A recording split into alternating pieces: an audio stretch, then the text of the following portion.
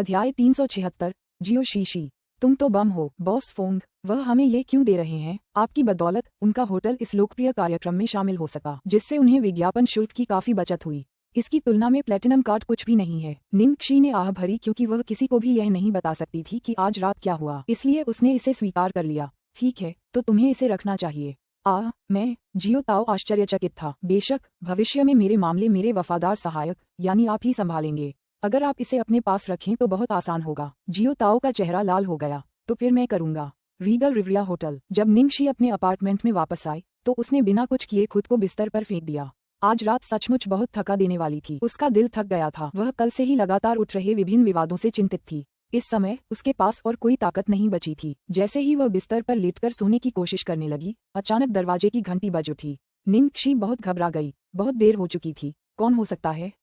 उसे डोरबेल से डर लगने लगा था। उसने सोचा यह उसकी चिंता का विषय नहीं था। निंगक्षी अपने बिस्तर पर लेटी रही और एक इंच भी नहीं हिली, लेकिन दरवाजे की घंटी लगातार बजती रही, मानो वह अपनी जान बचाने के लिए बज रही हो। अंततः निंगक्षी उठी और उदास चेहरे के साथ दरवाजा खोला। उसने बाहर से एक बहुत ही जरूरी आवाज सुनी, जियो जियो जियो, दरवाजा खोलो, जियो जियो, जल्दी से दरवाजा खोलो, जियो जियो, जल्दी से दरवाजा खोलो। निंगक्षी ने आखिरकार दरवाजा खोला और गुस्से से लू जिंगली के सामने आकर बोली, दूसरे मास्टर, इतना शोर मत करो, बहुत देर हो चुकी है। आप क्या चाहते हैं? लू जिंगली बिना किसी हिचकिचाहट के अंदर घुस आया और उसने उत्साह से कहा, जियो शीशी, तुम तो बम हो। निंगक्षी ने आंखें घुमाई, तुम ही तो बम हो। लू जिंगली लिविंग रूम में इधर उधर टहलते हुए बुदबुदा रही थी, बकवास। मुझे सच में इसका बहुत अफसोस है।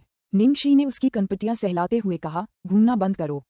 तुम क्या कहना चाह रही हो? लू जिंगली ने दर्द भरे भाव से कहा, मैं बस यही कहना चाहती हूँ कि मैं उस बोरिंग बिजनेस कॉकटेल पार्टी में क्यों गई थी। इसकी वजह से मैं इतना अच्छा इवेंट मिस कर गई और अब मैं सिर्फ लाइव वीडियो खोज सकती हूँ और उसे देखते हुए रो सकती हूँ। निंगक्षी नाराज हो गई, क्योंकि ये उबाऊ कॉकटेल पार्टियां तुम्हें मुनाफा दिला रही हैं। गपशप मुनाफे से ज्यादा महत्वपूर्ण कैसे हो सकती है? लू जिंगली ने खुद को सही ठहराया, गपशप से लाभ अधिक महत्वपूर्ण कैसे है? ठीक है, मैं भूल ही गया था कि तुम बहुत अमीर हो। पैसा तुम्हारे लिए बस एक संख्या है। सच कहूं तो गपशप तुम्हारे लिए ज्यादा महत्वपूर्ण है। लू जिंगली ने नाटकीय ढंग से अपनी छाती पर हाथ रखा, और डैनियल आज रात वहां थे। और कई फेंगेक्सियन, क्या आप जानते हैं कि इन दोनों के हाथों का खाना खाना कितना मुश्किल है? मैं वास्तव में इसे मिस कर गया। सिर्फ एक नहीं, बल्कि दो। मैं वास्तव में अभी मर जाना चाहता हूँ। निंगक्षी नाराज हो गई, तो फिर तुम्हें अभी रॉयल जैज होटल चलना चाहिए। शायद तुम्हें कुछ बचा हुआ खाना मिल जाए। तुम यहाँ मेरे घर पर क्या कर रहे हो? लू जिंगली ने कुछ नहीं कहा और वह बस घृणा और ईर्ष्या से भरी आंखों से उसे देखता रहा। निंगक्षी अब उसे बर्दाश्त नहीं कर सकी। ठीक है, तुम सच में मेरे बॉस हो। मुझे पता था कि तुम नहीं आ पाओगे और तुम्हें वे बहुत पसंद हैं, इसलिए मैं तुम्हारे लिए कुछ लेकर आई हूँ। निंगक्षी ने फ्रिज से एक स्वादिष्ट मिठाई निकाली। बाकी मिठाइयाँ लाना बहुत मुश्किल था। मेरे पास तो बस ये शकरकंद का केक है। अध्याय 377। गोभी लू और गाजर यून। लू जिंगली उड़कर आए। ओह भाभी, मेरी प्यारी भाभी। निंगक्षी का चेहरा काला पड़ गया। अगर तुम और बकवास करोगी तो बेहतर होगा कि तुम मुझे जवाब दो। लू जिंगली ने जल्दी से अपनी मिठाई को जितना संभव हो सके दूर ले लिया। ये बकवास नहीं है। फिर उसने उसे अपने नंगे हाथों से खाना शुरू कर दिया और ऐसा करते हुए बोलता रहा, जियो शीशी, कृपया इसे बनाना सीखो, फिर मैं इसे नियमित रूप से चख पाऊंगा। इसे बनाना मुश्किल नहीं है। मुझे बनाना आता है, लेकिन एल्डर कई ने जो बनाया है उसकी तुलना में ये कैसा है? ज्यादा मत सोचो। निंगक्षी ने उसे हतोत्साहित किया। लू जिंगली ने गुस्से में मिठाई खा ली। मेरा भाई सच में बहुत ज्यादा है। भाई, यह अचानक आपसे कैसे संबंधित हो गया? लू जिंगली ने निंगक्षी को घूरते हुए कहा, मुझे नहीं पता कि डैनियल को किसने बुलाया है, लेकिन कई फेंगेक्सियन के बारे में मैंने अपनी आंखों से देखा कि मेरा भाई कॉकटेल पार्टी को बीच में ही छोड़कर फोन करने और उसे व्यक्तिगत रूप से आमंत्रित करने आया था। मैंने उससे पहले भी कई बार विनती की थी, लेकिन उसने उसे मेरे लिए नहीं बुलाया। निंगक्षी अवाक रह गई। कई फेंगजियान लू टिंगजियाओ द्वारा आमंत्रित किया गया था। उसे ये तो अंदाजा था कि वह शायद वही है, लेकिन उसे यह उम्मीद नहीं थी कि वह सचमुच वही होगा। तो फिर आपातकालीन खाद्य आपूर्ति की व्यवस्था भी उनकी ही थी। चीजों को संभालने का यह एकदम सुविचारित तरीका है, जैसा कि शैतान से अपेक्षा की जाती है। लू जिंगली निंगक्षी के आश्चर्य को देखकर संतुष्ट था और निश्चित रूप से उसके पास उसके लिए कुछ महत्वपूर्ण प्रश्न थे। मिठाई खत्म करने के बाद लू जिंगली निंगक्षी के सामने खड़ी हुई और एक छोटे बच्चे की तरह चिड़चिड़े स्वर में पूछा, जियो शीशी, मैं वास्तव में एक बात जानना चाहती हूँ। अगर श्री कई फेंगजियान को मेरे भाई ने आमंत्रित किया था, तो फिर डैनियल को किसने आमंत्रित किया? निंगक्षी अब और नहीं रुक सकी। दूसरे मास्टर, अगर आप ऐसे ही काम में लगे रहेंगे तो आप अपने लिए पत्नी नहीं पा सकेंगे। मुझे इसकी उम्मीद नहीं थी। लू जिंगली ने स्वाभाविक रूप से उत्तर दिया। निंगक्षी बहुत परेशान हो गई। कहो, बताओ कौन है? मैं वादा करती हूँ किसी को नहीं बताऊंगी। लू जिंगली जिद कर रही थी। निंगक्षी ने आंखें घुमाई। कौन उस पर विश्वास कर सकता है? लू जिंगली की विनती से निंगक्षी परेशान हो गई और उसका फोन 2 बार बज उठा। उसने 2 नए संदेश देखे। उसने ये देखने के लिए अपना फोन अनलॉक किया कि वह क्या है। निंगक्षी नए संदेश देखकर दंग रह गई। यस, रात्रि भोज कैसा रहा? लू टिंगजियाओ, डिनर कैसा रहा? निंगक्षी हैरान रह गई। ये कैसा संयोग था, यहाँ तक कि उनके संदेशों का टाइम स्टैम्प भी बिल्कुल एक जैसा था। वह अभी भी सदमे में थी, तभी 2 और घंटियां बजीं। यस, सबसे अच्छा कौन सा था? यह एक अनिवार्य प्रश्न है। कैरेट। लू टिंगजियाओ, आपको कौन सा सबसे ज्यादा पसंद आया? उन्होंने इसे फिर से उसी समय भेजा। क्या यहाँ टीमवर्क से कोई कमी हो सकती है? लू जिंगली ने निंगक्षी के अजीब भाव देखे और पूछा, जियो शीशी, क्या हुआ? इस समय तुम्हें कौन मैसेज कर रहा है? ये कुछ भी नहीं है। निंगक्षी चौंक गई और उसने अपना फोन छिपा लिया। क्या बाल बच गया? लू जिंगली ने लगभग देख ही लिया था। किसी भी गलतफहमी से बचने के लिए वह इन दोनों लोगों के संपर्क नाम बदलने जा रही थी। निंगक्षी ने अपनी ठुड्डी पर हाथ फेरते हुए सोचा। उसने जानबूझकर लू जिंगली को नजरअंदाज किया और अपने फोन पर नाम बदलने लगी। वाइस का नाम बदलकर कैरेट यून हो गया। लू टिंगजियाओ कैबेज लू बन गई। अध्याय 378। एक नींद रहित रात। लू जिंगली की आंखें तेज थीं। जब वह गपशप करने लगता तो उसकी आंखें सब कुछ देखने वाले बाज जैसी हो जाती। उसने पहले ही संदेशों में क्या लिखा था ये समझ लिया था और उसने सोचकर अपनी ठुड्डी को छुआ।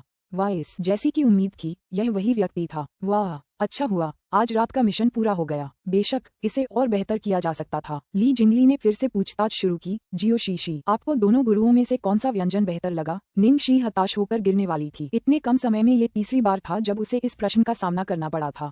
कृपया ये जालसाजी वाले प्रश्न दोबारा मत पूछिए। यह कोई अनिवार्य प्रश्न नहीं था, बल्कि यह एक ऐसा प्रश्न था जिसका कोई अंत नहीं था। निंगक्षी ने उसे कठोरता से घूरते हुए कहा, चुप रहो। अब और कोई सवाल नहीं। अब बहुत देर हो चुकी है। तुम पेट भर खा चुके हो और तुम्हारी गपशप भी खत्म हो गई है। जल्दी वापस जाओ। अगर नहीं लौटे तो मैं तुम्हारे भाई से शिकायत करूंगी कि तुम अभी भी आधी रात को मुझे परेशान कर रहे हो। लू जिंगली डर के मारे पीछे हट गई। तुम मेरे साथ ऐसा कैसे कर सकती हो? जियो शीशी, तुम बदल गई हो। तो तुम जा रहे हो या नहीं? मैं अभी उसे फोन करती हूँ। निंगक्षी ने अपना फोन उठाकर उसे धमकाया। लू जिंगली की आंखों में आंसू आ गए, लेकिन अपनी सुरक्षा के लिए वह जल्दी से भाग गया। जब उसने देखा कि लू जिंगली आखिरकार चली गई है तो निंगक्षी को राहत मिली।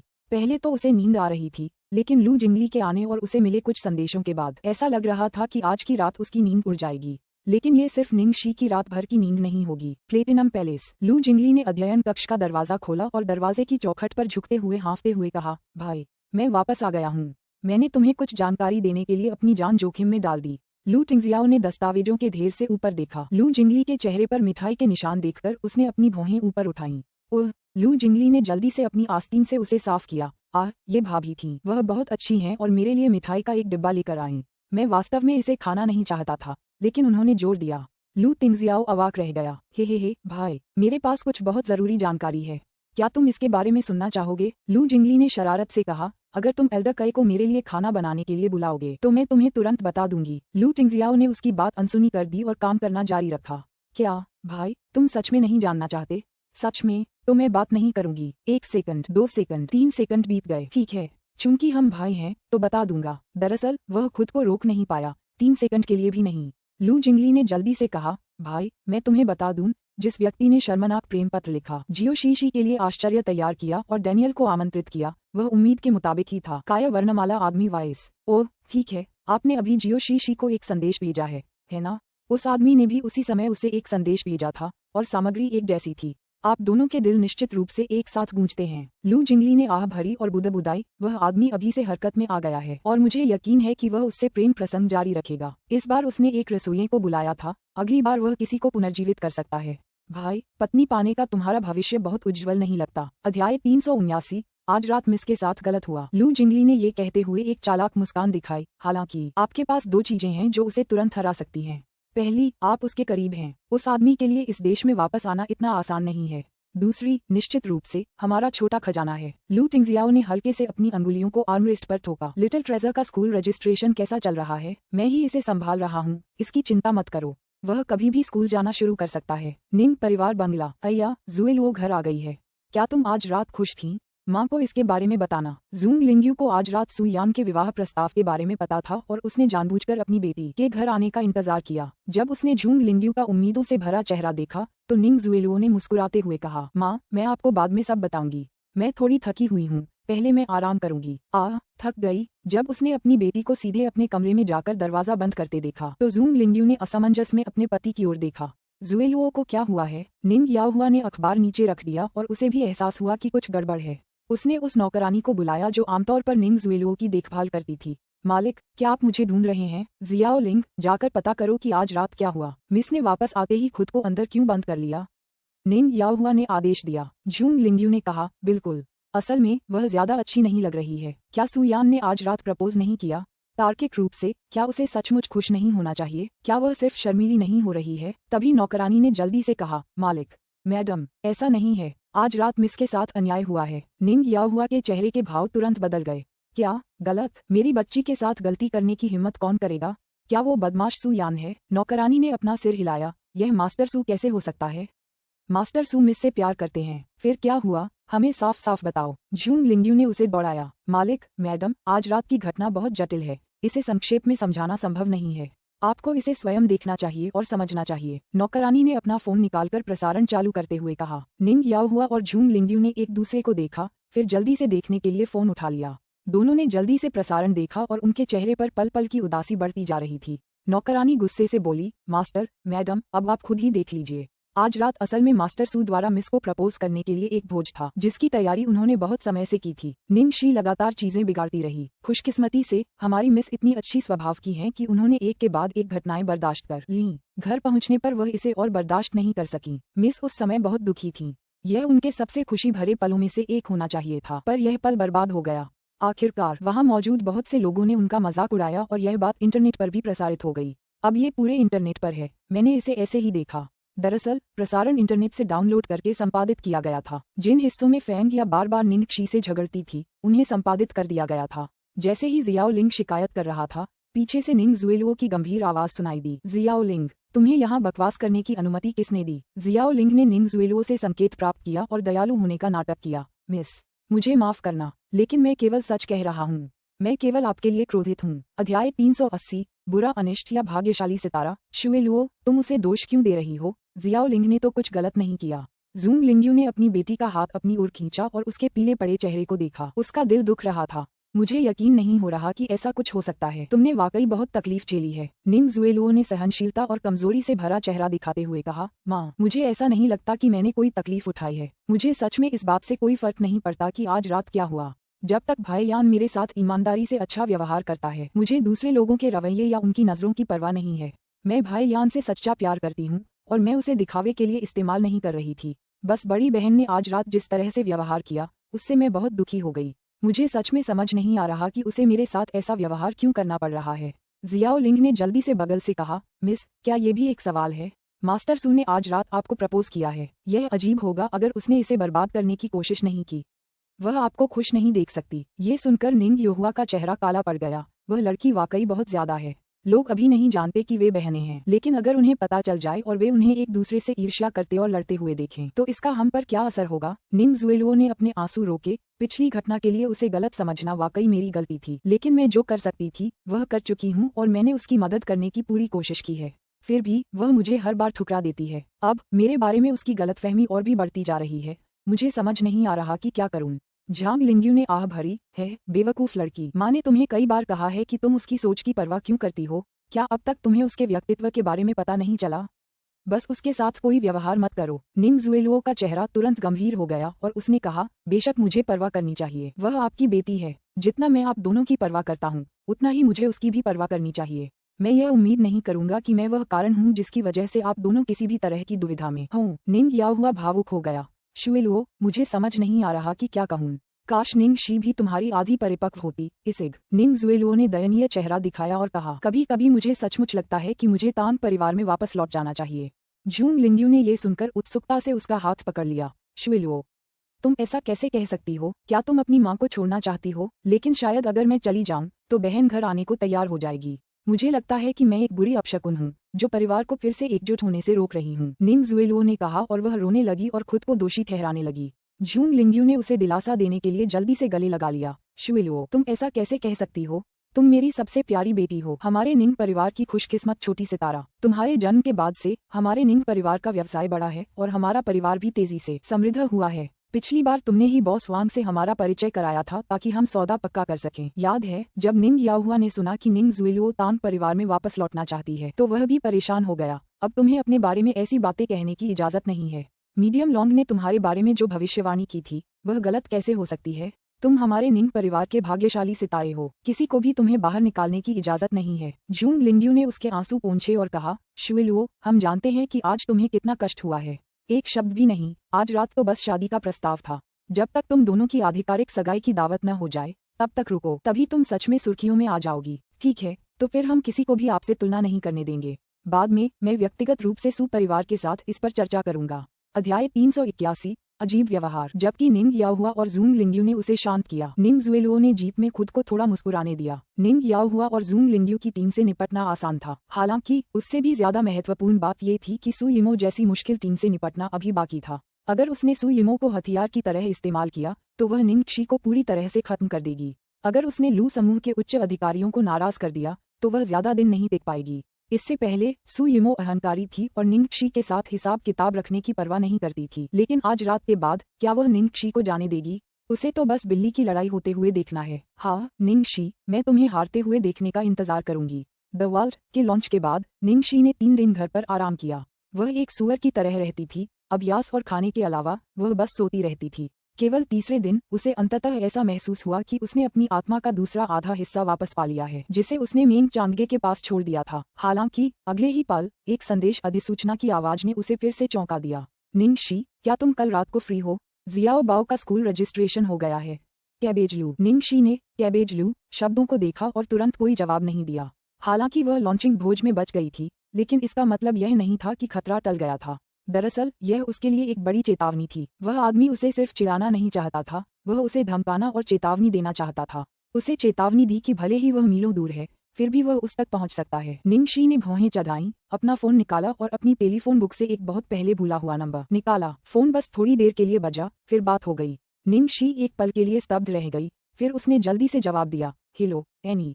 नमस्ते भाई शी, ये सचमुच तुम हो? तुमने मुझसे संपर्क किए हुए कितना समय हो गया? अब ठीक हो जाओ। जब उसने दूसरी तरफ से लड़की की भावुक आवाज सुनी तो निंग शी के चेहरे पर नरमी आ गई। भाई शी, मुझे तुम्हारी बहुत याद आती है, लेकिन जाने से पहले तुमने कहा था कि तुम अतीत को भूलकर एक नया जीवन शुरू करना चाहते हो, इसलिए मैं तुम्हें इस दौरान परेशान नहीं कर सकती और तुमसे संपर्क करने की पहल भी नहीं कर सकती। फोन के दूसरी तरफ मौजूद लड़की बेहद उदास लग रही थी। निंग शी हंसी, बेवकूफ बच्चे, मैं तो बस अच्छा बनने का नाटक कर रही थी। तुमने सच में मुझ पर विश्वास किया क्या? एनी ने आहत स्वर में उत्तर दिया। तो क्या अब तक आपसे संपर्क करने की मेरी इच्छा पर मेरा नियंत्रण व्यर्थ था? निंग शी को आश्चर्य हुआ। उफ, हा, मैं तो तुम्हें चिढ़ा रही थी। तुम अब भी इतनी भोली क्यों हो? मुझे तंग करना बंद करो। भाई शी, तुम बहुत बुरे हो। ठीक है, अब मैं बकवास बंद करती हूँ। अब काम की बात करने का समय है। इस बार मैंने तुम्हें कुछ पूछने के लिए फोन किया है, निंग शी ने गंभीरता से कहा। एनी ने जल्दी से लेकिन गंभीरता से जवाब दिया, क्या बात है भाई शी? मैं तुम्हें वह सब कुछ बताऊंगी जो मैं जानती हूँ। निंग शी ने अपना सिर खुजलाया और फिर पूछा, ये तुम्हारे बड़े बॉस के बारे में है? क्या वह हाल ही में अजीब व्यवहार कर रहे हैं? एनी दंग रह गई और हकलाते हुए बोली, वह थिसवेल। निंग शी ने अधीरता से पूछा, क्या है?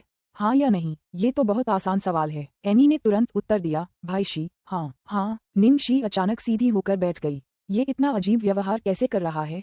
जल्दी बताओ। अध्याय 382, कोई छछूंदर नहीं बल्कि एक गुप्त जासूस। एनी को हल्की खांसी आई, फिर उसने अजीब सी आवाज में कहा, बॉस, कई दिन पहले आधी रात को वह डेक पर बैठा था। वह डेक पर क्या करने बैठा था? क्या तुम एक ही बार में सब कुछ कह सकती हो? तुम मुझे परेशान कर रही हो। निंग शी लगभग रोने ही वाली थी। वह पूरी रात डेक पर बैठा रहा और एक प्रेम पत्र लिखता रहा। एनी ने अचानक कहा। उसे ये सोचने की भी जरूरत नहीं थी कि फोन के दूसरी तरफ उस लड़की का चेहरा उस वक्त लाल हो रहा होगा। निंग शी नाराज हो गई। मुझे लगा था कि तुम मुझे कुछ बहुत ही अपमानजनक बात बताने वाली हो, लेकिन बस इतना ही। तुम्हें हमेशा हकलाना क्यों पड़ा? एनी बुदबुदाई, भाई शी, बड़े बॉस का प्रेम पत्र तुम्हारे लिए लिखा गया था, है ना? अब निंग शी की हिचकिचाने की बारी थी। एनी ने बड़ी सावधानी से अपने शब्द चुने क्योंकि उसे आगे कुछ कहना मुश्किल लग रहा था। बड़े बॉस के लेखन कौशल पर वाकई काम करने की जरूरत है। डेक रात भर लिखने से उखड़े हुए कागजों से भरा पड़ा था। कुछ दूसरे भाइयों ने ये देखा और उन्हें सुझाव देने से खुद को नहीं रोक पाए कि क्या लिखें। आखिरकार उन सभी को बॉस ने पीटा। बॉस ने खुद लिखने पर जोर दिया। उसने वास्तव में उन कुछ वाक्यों को लिखने में पूरी रात बिताई थी। निंग शी ने अपना चेहरा अपने हाथों में छिपा लिया। हाँ, मुझे उम्मीद है कि वह इस दृढ़ता का उपयोग अन्य पहलुओं पर काम करने के लिए करेगा, जैसे कि अब उसके साथ खिलवाड़ नहीं करना। निंग शी रुकी, फिर पूछने लगी, इसके अलावा क्या कोई और असामान्य आदतें थीं? कुछ नहीं भाई शी, एनी ने आत्मविश्वास से उत्तर दिया। फिर एक क्षण विचार किया और आगे कहा, दरअसल हमारी हाल की गतिविधियों के बारे में सोचो तो ये थोड़ी असामान्य रही है। इसमें असामान्य क्या है? निंगशी ने तुरंत पूछा। उदाहरण के लिए चीन में हमारी गतिविधियां बढ़ती जा रही हैं। बिग ब्रदर कई दिन पहले ही देश लौटना चाहते थे, लेकिन एक बहुत ही महत्वपूर्ण माल में अचानक समस्या आ जाने के कारण वे पिछले कुछ दिनों से उससे निपटने में लगे हुए हैं। क्या ऐसा है? निंगशी ने भौहें चढ़ाईं। चीन के अंदर बढ़ती गतिविधियां, मुझे आश्चर्य है कि क्या इसका संबंध लू टिंगजियाओ से है? निंगशी ने फिर सिर हिलाया। ठीक है, चलो इसे यहीं छोड़ देते हैं। अगर कोई और अजीब बात हो तो मुझे तुरंत बताना, एनी ने अनिच्छा से कहा। ओह भाई शी, ये बहुत अच्छा नहीं होगा, है ना? मैं मोल नहीं बनना चाहती। निंग कसी के होठों पर मुस्कान आ गई जब उसने याद दिलाया। एनी प्लीज, अब तुम्हें सिर्फ अपने बड़े बॉस की परवाह है, तो भाई कसी अब नहीं रहा, है ना? एक समय में तुम्हें किसने बचाया था? एनी चिंतित हो गई। भाई शी, बेशक मैं भूली नहीं।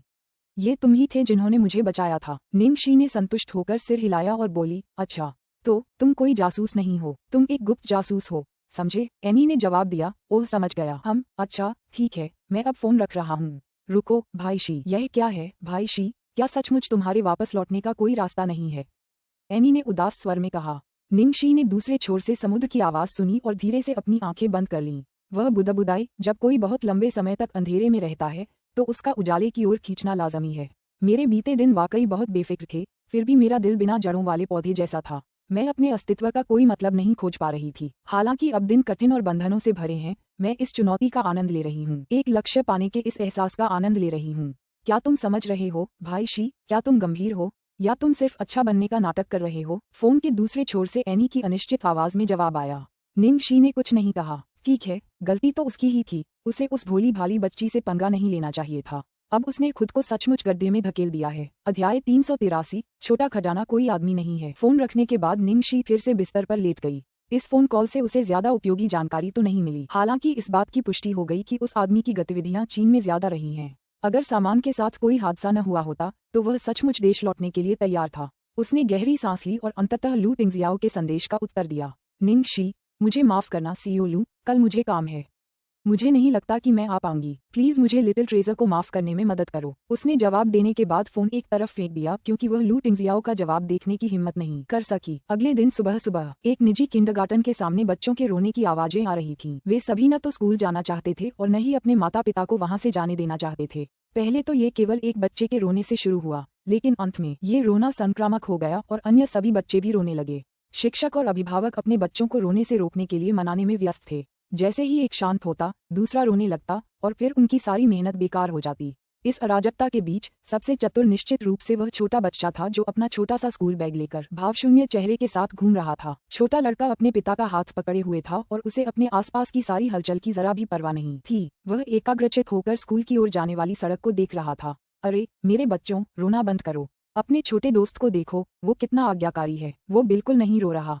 कुछ शिक्षकों ने लिटिल ट्रेजर की ओर इशारा किया ताकि दूसरे बच्चे उसका अनुकरणीय व्यवहार देख सकें। सभी छोटे बच्चों ने लिटिल ट्रेजर की ओर देखा, लेकिन इसके बजाय उन्होंने उसके बगल में डरावने आदमी को देखा। अगले ही पल सभी छोटे बच्चे और भी जोर से रोने लगे। वह बड़े शैतान द्वारा पकड़ा गया है। माँ, मुझे डर लग रहा है। पिताजी, मत जाइए, मुझे डर लग रहा है। सभी अभिभावक और शिक्षक अवाक रह गए। जैसे जैसे स्थिति नियंत्रण से बाहर होती गई, शिक्षिका को लगा कि उसे अपना काम करना होगा और वह घबराते हुए लू टिंगजियाओ के पास गई। ओह, बच्चे आपसे थोड़ा डरे हुए हैं।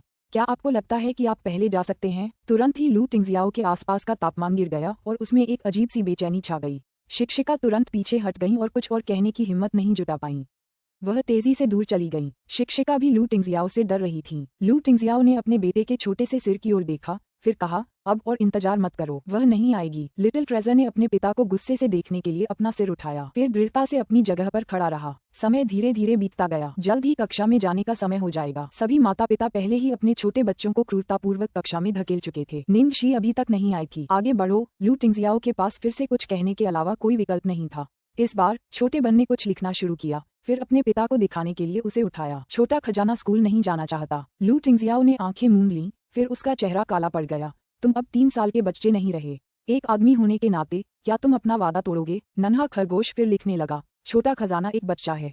मैं 5 साल का हूँ। मैं अभी भी बच्चा हूँ। छोटा खजाना कोई आदमी नहीं है। जब उसने लिखना समाप्त कर लिया तो उसने अपने पिता की ओर पीड़ा भरे भाव से देखा। पिताजी, मुझे फंसाने की कोशिश करना बंद करो। खैर, यह वाक्य उस पर काम नहीं किया। लू टिंगजियाओ अवाक रह गई। हाय, जब आपका बच्चा बड़ा हो गया तो उसे धोखा देना इतना आसान नहीं रहा। उसी समय स्कूल से कुछ ही दूरी पर एक काली कार आकर रुकी। अध्याय 384। मैं अब और नहीं जाऊंगा। अब कोई प्यार नहीं रहा। लू चोंगशान अभी भी अपनी छवि की रक्षा के लिए अपना धैर्य बनाए रख सकता था, लेकिन यान रुई पहले से ही अधीरता से जिंग वू की ओर दौड़ रहा था, जो दूरबीन पकड़े हुए था। जिंग वू, क्या तुम साफ साफ देख पा रही हो या नहीं? लिटिल ट्रेजर की अभी क्या हालत है? बाकी बच्चे अब क्लास में जा चुके हैं, हमारा लिटिल ट्रेजर अभी भी क्यों नहीं हिल रहा है? क्या कुछ हुआ? लू चोंगशान ने चिंतित होकर पूछा। जिंग वू ने कुछ देर तक देखा और फिर मुड़कर उन्हें समझाया। छोटे मास्टर को सचमुच किसी समस्या का सामना करना पड़ रहा है। मैंने अभी अभी छोटे मास्टर को लिखते हुए देखा कि वह अब स्कूल नहीं जाना चाहते। बड़े मास्टर ने उन्हें सलाह देने की कोशिश की, लेकिन फिर भी बात नहीं बनी। लू चोंगशान के हाव भाव तुरंत बदल गए। देखो, मैं जानता था कि औरतों की बातें वैसे भी उतनी प्रभावशाली नहीं होती। आखिरकार लिटिल ट्रेजर स्कूल नहीं जाएगी, तो फिर हम क्या करें? क्या वह कल रात भी ठीक नहीं था? आज सुबह भी वह आज्ञाकारी ढंग से घर से बाहर गया था। वह तो स्कूल के प्रवेश द्वार पर भी पहुंच गया है। अब उसने अपना मन क्यों बदल लिया? यान रुई बेहद चिंतित थी। जब जिंग वू ने उनकी बातचीत सुनी तो उसने अपना गला साफ करते हुए कहा, लगता है छोटे मालिक ने अचानक स्कूल जाने का मन बदल लिया है, क्योंकि आज मिस निंगशी अनुपस्थित हैं। छोटे मालिक शायद यही उम्मीद कर रहे थे कि मिस निंगशी उन्हें आज भी विदा कर देंगी, इसलिए वो अब इतना गुस्सा कर रहे हैं। लू चोंगशान ने जब ये सुना तो वह तुरंत क्रोधित हो गया। तो फिर वह क्यों नहीं आए? क्या उसे हमारे द्वारा व्यक्तिगत रूप से आमंत्रित करने की आवश्यकता थी? ये तो बेतुका है। क्या हम उसे आमंत्रित करें? लिटिल ट्रेजर के लिए स्कूल जाना ज्यादा जरूरी है, यान रुई ने सुझाव दिया। लू चोंगशान ने तुरंत इस विचार को अस्वीकार कर दिया। बिल्कुल नहीं, ऐसे बुरे सुझाव मत दो। अगर पहली बार मिला है तो दूसरी बार भी मिलेगा। अगर हमने इस बार उससे मदद मांगी तो अगली बार और भी बुरा होगा। वह इस घटना का इस्तेमाल और भी बेतुके अनुरोध करने के लिए करेगी। तो फिर तुम्हें क्या लगता है हमें क्या करना चाहिए? यान रुई को समझ नहीं आ रहा था कि अब क्या करे। पहले तो वह बहुत उम्मीद से भरी थी, लेकिन अब निराशा से भर गई थी। अगर हम उसे व्यक्तिगत रूप से आमंत्रित भी करें तो भी मुझे नहीं लगता कि वह आएगी, क्योंकि वह जानती है कि अगर लिटिल ट्रेजर पूरी तरह ठीक हो गई तो उसका कोई मूल्य नहीं रहेगा। वह लिटिल ट्रेजर के इतनी जल्दी ठीक होने की उम्मीद नहीं कर सकती। लू चोंगशान ने दृढ़ स्वर में कहा। खैर, अगर लू चोंगशान ने इसे इस तरह से रखा तो यान रुई को आखिरकार समझ आ गया। कुछ ही देर बाद पिता और पुत्र के बीच बातचीत और बिगड़ने लगी। लू टिंगजियाओ ने फिर पूछा, क्या तुम सच में स्कूल नहीं जाना चाहती? लिटिल ट्रेजर ने बहुत आत्मविश्वास से सिर हिलाया। मैं अब और नहीं जा रहा हूँ। अब कोई प्यार नहीं है। लू टिंगजियाओ ने अपने बेटे के दृढ़ निश्चय से भरे छोटे से चेहरे को बेबसी से देखा। वह अपने बेटे के व्यक्तित्व को अच्छी तरह जानता था। वह जो भी ठान लेता उसे बदलना मुश्किल था, इसलिए वह बस अपने बेटे का हाथ थामकर जाने की तैयारी कर सका। चलो फिर घर चलते हैं। छोटे बन ने अपना हाथ मुट्ठी में कस लिया और उसी स्थान पर खड़ा रहा, हिलने से इनकार कर दिया।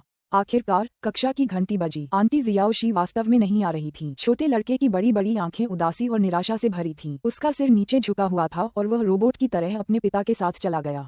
अचानक उसी क्षण सड़क के दूसरे छोर से एक स्पष्ट आवाज चिल्लाई, मेरा बच्चा लिटिल ट्रेजर। यह आवाज थी आंटी जियाओशी की। लिटिल ट्रेजर का चेहरा तुरंत चमक उठा और वह अपने पिता के हाथ से छूटकर आवाज की दिशा में दौड़ने लगा। जैसे ही उसने दौड़ते हुए छोटे कदमों की आवाज सुनी, लू टिंगजियाओ ने ऊपर देखा तो वह लिटिल ट्रेजर की पसंदीदा गुलाबी ड्रेस और गुलाबी रंग के क्रिस्टल हेयर क्लिप पहने हुए स्कूल की ओर चली आ रही थी। अध्याय 385। डैडी बहुत मतलबी हैं। निंगक्षी हाँफते हुए दौड़ी और उस छोटे बन को गले लगाने के लिए नीचे झुकी। फिर उसने उसके हाथों में कुछ थमा दिया और कहा, मैं बहुत थकी हुई हूँ। अच्छा हुआ कि मैंने बना लिया। बेबी, ये लो, मैं कल रात ही कुछ उस्तादों से सीख रही थी, इसलिए आज सुबह जल्दी उठकर तुम्हारे लिए प्यार भरा बेंटो बॉक्स बना रही हूँ। आज तुम्हारा स्कूल का पहला दिन है। अच्छा खाना तुम्हें प्रेरित कर सकता है। जब वास्तविकता में कल रात जब उसने वो मैसेज भेजा था तो उसने शुरू में न आने का फैसला किया था, लेकिन उसका शरीर मानो दिमाग के काबू में आने को तैयार ही नहीं था। आज सुबह वो अपने आप ही जल्दी उठ गई और किचन में काम करने लगी। जब उसे अंततः एहसास हुआ कि वह क्या कर रही है तो उसने पहले ही सबसे प्यारा सा बेंटो बॉक्स बनाना समाप्त कर दिया था। उसका दिल उस छोटे से खरगोश के लिए प्यार से भर गया था। वह खुद को नियंत्रित नहीं कर पा रही थी, विशेषकर जब उसने सोचा कि कैसे छोटा बन उसका इंतजार कर रहा होगा और जब वह नहीं आएगी तो उसका निराश चेहरा, तो उसकी आत्मा ने उसे छोड़ दिया। अफसोस, उसके थके हुए शरीर को उसकी आत्मा का अनुसरण करते हुए यहाँ तक दौड़ना पड़ा। मुझे माफ करना बेबी, क्या तुमने बहुत देर कर दी? निंगक्षी ने माफी मांगी। छोटे बच्चे ने प्यार से भरे बेंटो बॉक्स को कसकर गले लगा लिया और तुरंत अपना सिर हिलाकर यह संकेत दिया कि वह बिल्कुल भी नाराज नहीं है। निंगक्षी को तुरंत राहत मिली। उसने छोटे बन के सिर पर हाथ फेरा और कहा, अच्छी तरह पढ़ाई करो और अपने शिक्षकों की बात सुनो। छोटे बन ने जोर से सिर हिलाया। हम स्कूल जाना कितना अच्छा है। वह स्कूल जाना चाहता था। लू टिंगजियाओ अपने बेटे की भावनाओं को पन्ने पलटने से भी तेजी से बदलते देख मुस्कुराए बिना नहीं रह सके। उन्होंने जानबूझकर उसकी पोल खोलने की कोशिश की और कहा, मुझे लगा था कि तुमने कहा था कि तुम अब स्कूल नहीं जाना चाहते। जब लिटिल ट्रेजर ने ये सुना तो वह तुरंत घबरा गया और उसने अपने पिता को एक घातक नजर से देखा। पापा कितने बुरे हैं। वो आंटी जियाओशी के सामने उसे कैसे उजागर कर सकते हैं? उजागर करना तुच्छ लोगों का मार्ग था। जब निंगक्षी ने सुना तो उसने पलकें झपकाईं और जल्दी से पूछा, क्यों नहीं, तुम अब स्कूल क्यों नहीं जाना चाहती? लू टिंगजियाओ को अपने बेटे के गुस्से को बर्दाश्त करना कभी पसंद नहीं था, इसलिए उसने अपने चिंतित बेटे के सामने सीधे कहा, वह बहुत ही गुस्सैल है। छोटे बन को ऐसा लग रहा था जैसे उसे बिजली गिर गई हो। वह अब अपने पिता से बात नहीं करेगा। छोटे बन ने घबराहट से निंगक्षी को देखा और वह इतना चिंतित था कि वह रोने वाला था, क्योंकि उसे डर था कि आंटी शियाओक्षी नाराज हो जाएंगी और उसे पसंद नहीं करेगी। जब निंगक्षी ने स्पष्टीकरण सुना तो उसने बस सिर हिलाया और फिर बेपरवाही से बोली, तो क्या हुआ? लिटिल ट्रेजर अभी भी छोटा है। गुस्सैल होना बड़े होने का हिस्सा है। कोई बात नहीं बेबी, तुम जितना चाहो उतना गुस्सैल बनी रह सकती हो। लिटिल ट्रेजर का चेहरा चमक उठा, फिर उसने प्रसन्नतापूर्वक अपने पिता की ओर देखा। सचमुच आंटी जियाओशी मुझे सबसे ज्यादा प्यार करती हैं। लू टिंगजियाओ ने अपने बेटे की तरफ देखा, फिर निंगक्षी की तरफ और नीचे देखते हुए धीरे से हंसा। तुम सही कह रही हो। उसके चेहरे पर ऐसा भाव था मानो कह रहा हो, मेरी पत्नी जो कहती है वही सही है, मुझे कोई दिक्कत नहीं, भले ही मेरा बेटा मुझे चिढ़ाए। लू टिंगजियाओ की मुस्कान इतनी आकर्षक थी कि निंगक्षी को गला साफ करना पड़ा और उस आकर्षक चेहरे से नजरें चुरानी पड़ी। वह जल्दी से लिटिल ट्रेजर के पास गई।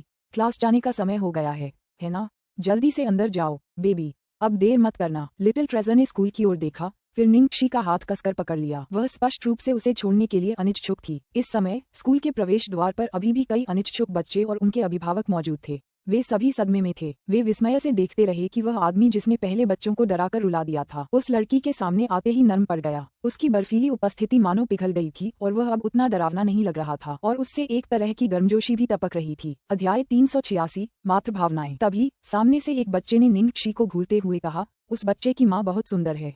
अन्य बच्चों ने भी इस बात को देखा और उसकी बात दोहराई, एक राजकुमारी की तरह, फूल परी की तरह, एक जादुई परी की तरह। मैं भी चाहता हूँ कि वह मेरी माँ बने, एक बच्चे ने जोर से कहा। बच्चे के पिता ने हंसते हुए कहा, ऐसी बातें मत कहो, तुम्हारी माँ को ये पसंद नहीं आएगा। बाकी बच्चों की बातें सुनकर उस छोटे से बन ने निंगक्षी को और भी जोर से गले लगा लिया, मानो उसे घूरने से रोक रहा हो। उसने ऐसे व्यवहार किया जैसे उसे डर हो कि उसे उससे दूर ले जाया जाएगा। निंगक्षी ने हंसते हुए छोटे बन के सिर पर थपथपाकर उसे सांत्वना दी, वे तो बस मजाक कर रहे हैं। जब उसने सुना कि उसे राजकुमारी, फूलों की परी, जादुई परी वगैरह कहा जा रहा है तो उसे सचमुच बहुत शर्मिंदगी महसूस हुई। क्योंकि छोटी बन को गुलाबी रंग पसंद था, इसलिए उसने न सिर्फ उस हेयर क्लिप को पहना जो छोटी बन ने उसे दी थी, बल्कि उसने एक बेहद स्त्रीयोचित और राजकुमारी जैसी पोशाक भी पहनी। उसने सचमुच अपना सब कुछ झोंक दिया था। जब तक छोटे बन को ये पसंद है। आखिरकार बाकी बच्चों ने रोना बंद कर दिया, क्योंकि निंगक्षी की मौजूदगी से उनका ध्यान भटक गया था। फिर टीचर ने तुरंत उन्हें स्कूल के अंदर ले जाने का मौका लिया। इस प्रकार अब केवल छोटा खजाना ही बचा था। निंगक्षी ने आखिरी बार भारी मन से उस छोटे बन को गले लगाया, फिर कहा, अंदर चलो। छोटे बच्चे ने बेंटो बॉक्स को अपनी बाहों में जकड़ लिया और धीरे धीरे अंदर चला गया। पहले तो उसे समझ में नहीं आया कि दूसरे बच्चे क्यों रो रहे हैं, लेकिन आंटी शियाओशी के आने के बाद उसे समझ में आ गया। वह आंटी शियाओशी को छोड़ने के लिए अनिच्छुक था और उसे रोने का भी मन कर रहा था। निंगक्षी ने स्कूल बैग लिए हुए उस नन्हे बन की पीठ पर बैठी आकृति को देखा और सोचा कि कैसे एक दिन वह बड़ा होकर और भी ज्यादा आत्मनिर्भर हो जाएगा। एक दिन वह आखिरकार उनकी सुरक्षा से पूरी तरह दूर हो जाएगा और उसे उसकी जरूरत नहीं रहेगी। अचानक उसकी आंखें भर आईं। हे प्रभु, इन मातृ भावनाओं का क्या हुआ? तभी किसी ने उसके कंधे पर थपथपाते हुए कहा, दुखी मत हो, यह अच्छी बात है। निंगक्षी ने अजीब तरह से सिर हिलाया। कुछ ही दूरी पर एक काली कार में यान रुई इतनी भावुक हो गई थी कि वह रो पड़ी। भगवान भला करे, भगवान भला करे। कोई बात नहीं, लिटिल ट्रेजर आखिरकार सुचारू रूप से स्कूल चला गया है, शायद इसलिए कि उसकी भविष्यवाणी गलत साबित हुई थी। लू चोंगशान के चेहरे पर एक कठोर भाव था। उसने ठंडे स्वर में उपहास किया, कम से कम इस औरत को अपनी स्थिति का अंदाजा तो था और उसे पता था कि क्या करना है। यान रुई ने अपनी छाती पर हाथ रखकर आह भरी, है मेरे दिल का ये बोझ आखिरकार हल्का हो गया। लू चोंगशान ने उसे देखा, अब तुम अंततः उसकी शादी की व्यवस्था में अधिक समय और प्रयास लगा सकती हो, है ना? यान रुई ने अपने आंसू पोंछे, मुझे पता है, मुझे पता है। मैंने उम्मीदवारों का चयन लगभग पूरा कर लिया है। क्या मैंने तुम्हें उनमें से कुछ पहले नहीं दिखाए थे? मुझे बस उनकी जन्मतिथि की अनुकूलता जांचने के लिए उन्हें माध्यम को भेजना है। हालांकि अब भी ऐसे अंधविश्वासों पर विश्वास करने वाले ज्यादा लोग नहीं थे, लेकिन हकीकत में उच्च वर्ग के सामाजिक हलकों में फेंगशुई तत्व अभी भी एक ऐसी चीज थी जिसकी तलाश की जाती थी। आमतौर पर शादी से पहले वे अब भी भाग्य की अनुकूलता की जांच करते थे। आखिरकार कुछ न मानने से तो कुछ न मानना ही बेहतर था। अब और देर मत करो, अगले कुछ दिनों में ये काम पूरा कर लो, लू चोंगशान ने आग्रह किया। लेकिन मैंने अभी तय नहीं किया है कि किस मीडियम को काम पर रखूं। मीडियम लॉन्ग के बारे में क्या ख्याल है? आमतौर पर ऐसी चीजों के लिए इंपीरियल में उसकी तलाश होती है। उसकी अच्छी खासी प्रतिष्ठा है, ऐसे में हम भी ज्यादा निश्चिंत रहेंगे। यान रुई ने पूछा। अध्याय 387 शैतान के कौशल उन्नत। लू चोंगशान ने मीडियम लॉन्ग के सुझाव पर सिर हिलाया और कहा, बिल्कुल नहीं। उस लॉन्ग फेनेइन के पास कुछ हुनर जरूर हैं, लेकिन उसके इरादे नेक नहीं हैं। अगर कोई उसे रिश्वत देकर फर्जी रीडिंग दे तो ये ठीक नहीं होगा। ऐसा नहीं है कि पहले ऐसा नहीं हुआ है, इसलिए नहीं, उसे नहीं पकड़ते। फहुआ मंदिर जाकर मीडियम जुबान जिन को ढूंढो। हालांकि यह थोड़ा ज्यादा परेशानी भरा है, लेकिन वह ज्यादा भरोसेमंद है। लू समूह हर साल बुद्ध की मूर्ति पर सोने की पन्नी चढ़ाने के लिए उदारता से दान देता रहा है। अगर तुम वहां खुद जाओ तो मुझे यकीन है कि वह हम पर एहसान जरूर करेगा। यान रूई ने सिर हिलाया। ठीक है, मैं मीडियम जुबान जिन की तलाश करूंगी। यह कोई छोटी बात नहीं है, इसलिए इससे कोई फर्क नहीं पड़ता कि यह अधिक परेशानी वाला है। विश्वसनीयता पर निवेश करना सबसे अच्छा है। तभी कार की अगली सीट से एक जोरदार आवाज आई। जिंग वू के हाथ में रखा दूरबीन गलती से फिसलकर गिर गया था। मास्टर, मैडम, लगता है बड़े मास्टर ने हमें देख लिया है। क्या हम अब भी जासूसी करते रहेंगे? जिंग वू ने कांपती आवाज में पूछा। उसे ऐसा लग रहा था कि यदि उसे मौके पर ही पकड़ लिया गया तो वह 100 बार मरेगा, क्योंकि बिग मास्टर के विरुद्ध उसे कई बार ऐसी स्थिति में रखा जा चुका था। लू चोंगशान को उस मामले का पता चल चुका था जिसकी उसे सबसे ज्यादा परवाह थी। उसने नजर घुमाई तो पाया कि निंग शी लू टिंगजियाओ को अलविदा कह रही थी और दोनों पक्ष अलग अलग रास्ते जाने को तैयार थे। चूंकि आगे देखने के लिए कुछ खास नहीं था, इसलिए वह भी जाने को तैयार था। ठीक है, चलो वापस चलते हैं। ठीक है। जिंग वू ने राहत की सांस ली और तुरंत इंजन चालू कर दिया। सड़क के दूसरी ओर निंग शी ने छोटे बन को विदा करने के बाद सबसे पहला काम ये किया। बेशक जल्दी से भाग जाओ। ठीक है सीईओ लू, अगर और कुछ नहीं है तो मैं पहले कदम उठाऊंगा।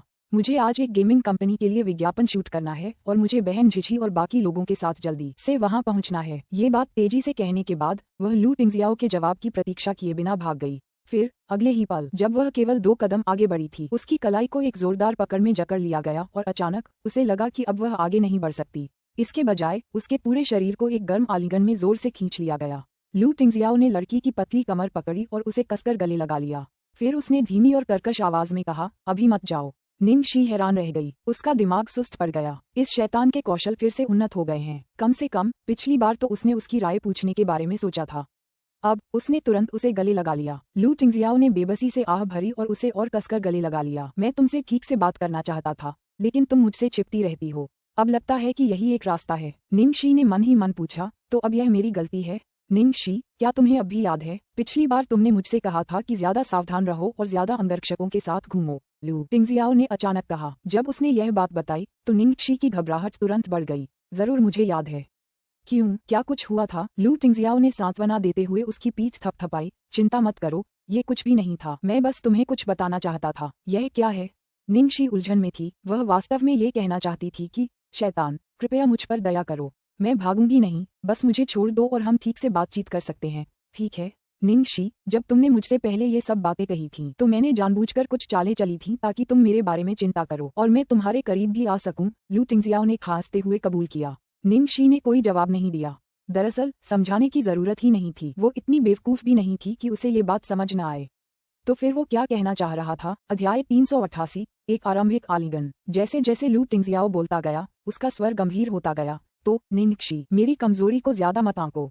इस वजह से मुझसे दूर मत रहो। मैं गारंटी देता हूँ कि कोई भी मुझे नुकसान नहीं पहुँचा सकता और कोई भी इसका इस्तेमाल तुम्हें धमकी देने के लिए नहीं कर सकता कि तुम मुझसे दूर रहो। ये सुनकर निंग शी को अंततः समझ आ गया कि उसका क्या मतलब था और उसका दिल थोड़ा भारी हो गया।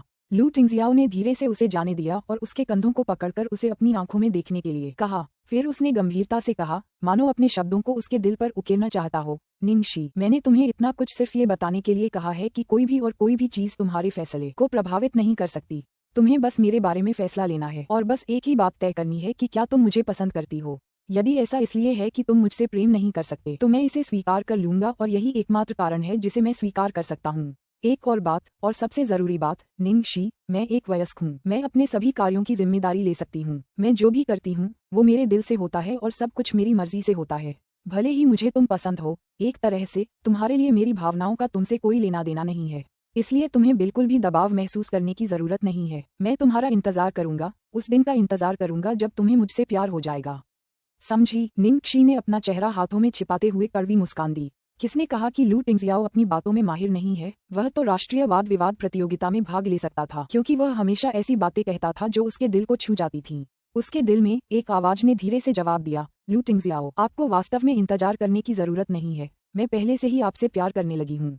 बस उसके पास वर्षों पहले जो कुछ हुआ था उसे पराजित करने की ताकत नहीं थी। उसे सच बताना, ये तथ्य उजागर करना कि उसके साथ बलात्कार हुआ था और उसने मृत शिशु को जन्म दिया था, केवल एक आसान वाक्य था, लेकिन वह यह नहीं समझ पा रही थी कि इस खबर पर उसकी क्या प्रतिक्रिया होगी। भले ही वह मानती हो कि लू टिंगजियाओ का दिल इतना बड़ा होगा कि वह इसके साथ ठीक रहेगा, फिर भी कौन बेशर्मी से अपने कलंकित अतीत को उस व्यक्ति के सामने प्रकट करने के लिए तैयार होगा जिसे वह सबसे अधिक प्यार करता है। वह इसके बारे में सोच भी नहीं सकती थी। वह उसकी नजरों में खुद का सबसे अच्छा संस्करण बनना चाहती है। उसके सामने वाला आदमी बहुत अच्छा था, बस बहुत अच्छा। वह सबसे अच्छा पाने का हकदार था, सबसे अच्छी औरत उसकी पत्नी बनने का।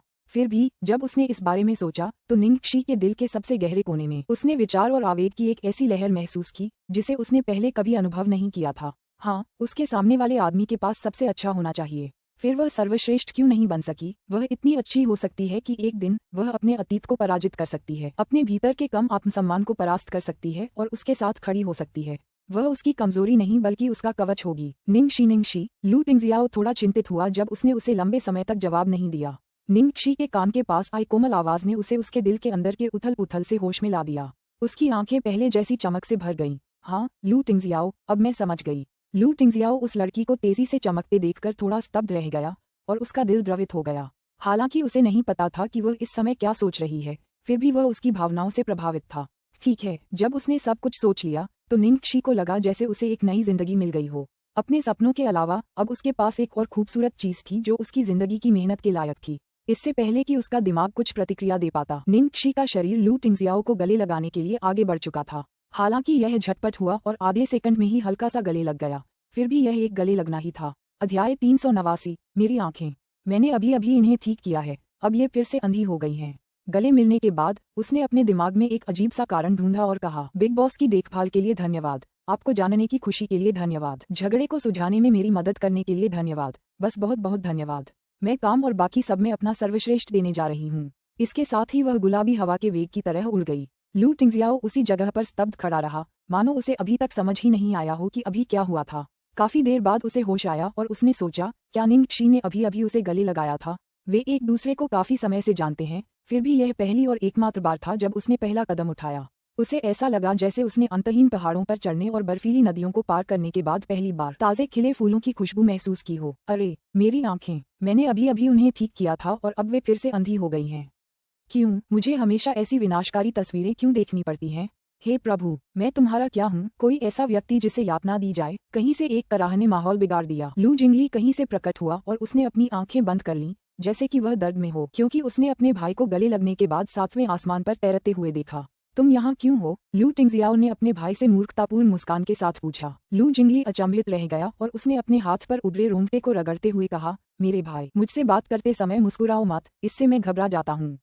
मुझे इसकी बिल्कुल आदत नहीं है। क्या तुम्हें मेरी कोई जरूरत है? लू टिंगजियाओ को ऐसा लग रहा था कि उसकी भावनाएं अभी नियंत्रित नहीं हैं, इसलिए उसने अपना गला साफ किया और खुद को संभाला। कुछ नहीं, बस मैंने जिंग वू को लिटिल ट्रेजर का चुपके से पीछा करते हुए गाड़ी चलाते देखा था, इसलिए मैं भी चुपके से उनके पीछे चला गया। ठीक है, मैंने जिंग वू को ये भी दिखा दिया। हे, लू जिंगली ने चालाकी से मुस्कुराते हुए एक छोटा सा सुनने वाला उपकरण दिखाया। उसने कभी सोचा भी नहीं होगा कि मैं उनके ठीक पीछे, तुम्हारे ठीक पीछे था। तुमने बहुत अच्छा किया। लू टिंगजियाओ ने तारीफ करने में कोई कंजूसी नहीं की। लू जिंगली इतना खुश हुआ कि मानो उड़ ही गया हो। बिल्कुल, मैंने अभी सुना है कि माँ और पिताजी फाहुआ मंदिर की उन महिला सोशलाइट्स के साथ तुम्हारी अनुकूलता जांचने के लिए तैयार हैं। भाई बताओ, क्या हम इस बारे में कुछ करना चाहते हैं? उदाहरण के लिए, उन सोशलाइट्स की जन्मतिथि को अपनी जन्मतिथि से असंगत बना दो, फिर जियाओ शी की जन्मतिथि को आश्चर्यजनक रूप से अनुकूल बना दो। कौन जाने, इससे हमारे माता पिता अपनी मानसिकता बदल दें। लगता है बुजुर्ग लोग इस पर ज्यादा यकीन करते हैं। इसकी कोई जरूरत नहीं है। लू टिंगजियाओ ने बिना किसी हिचकिचाहट के इस विचार को अस्वीकार कर दिया। यह मीडियम जुवान जिंग का अपमान है। जुवान जिंग एक सच्चे और ईमानदार भिक्षु थे और वह ऐसे मनगढ़ंत विचारों में भाग नहीं लेते थे। हालांकि वहाँ लॉन्ग फेनइन भी था। अपने पिता की सतर्कता के आधार पर उसने भविष्यवाणी की कि बूढ़ा आदमी उसकी बातों पर यकीन नहीं करेगा। ऐसा करने का उल्टा असर उसी पर पड़ेगा। लू जिंगली ने अपनी ठुड्डी पकड़ते हुए सोचा, ठीक है, अगर यह जुवान जिंग है तो ऐसा न करना ही बेहतर है। इसके अलावा कौन जानता है कि आपकी और शियाओ शी की जन्मतिथि वास्तव में पूरी तरह से मेल खाती हो।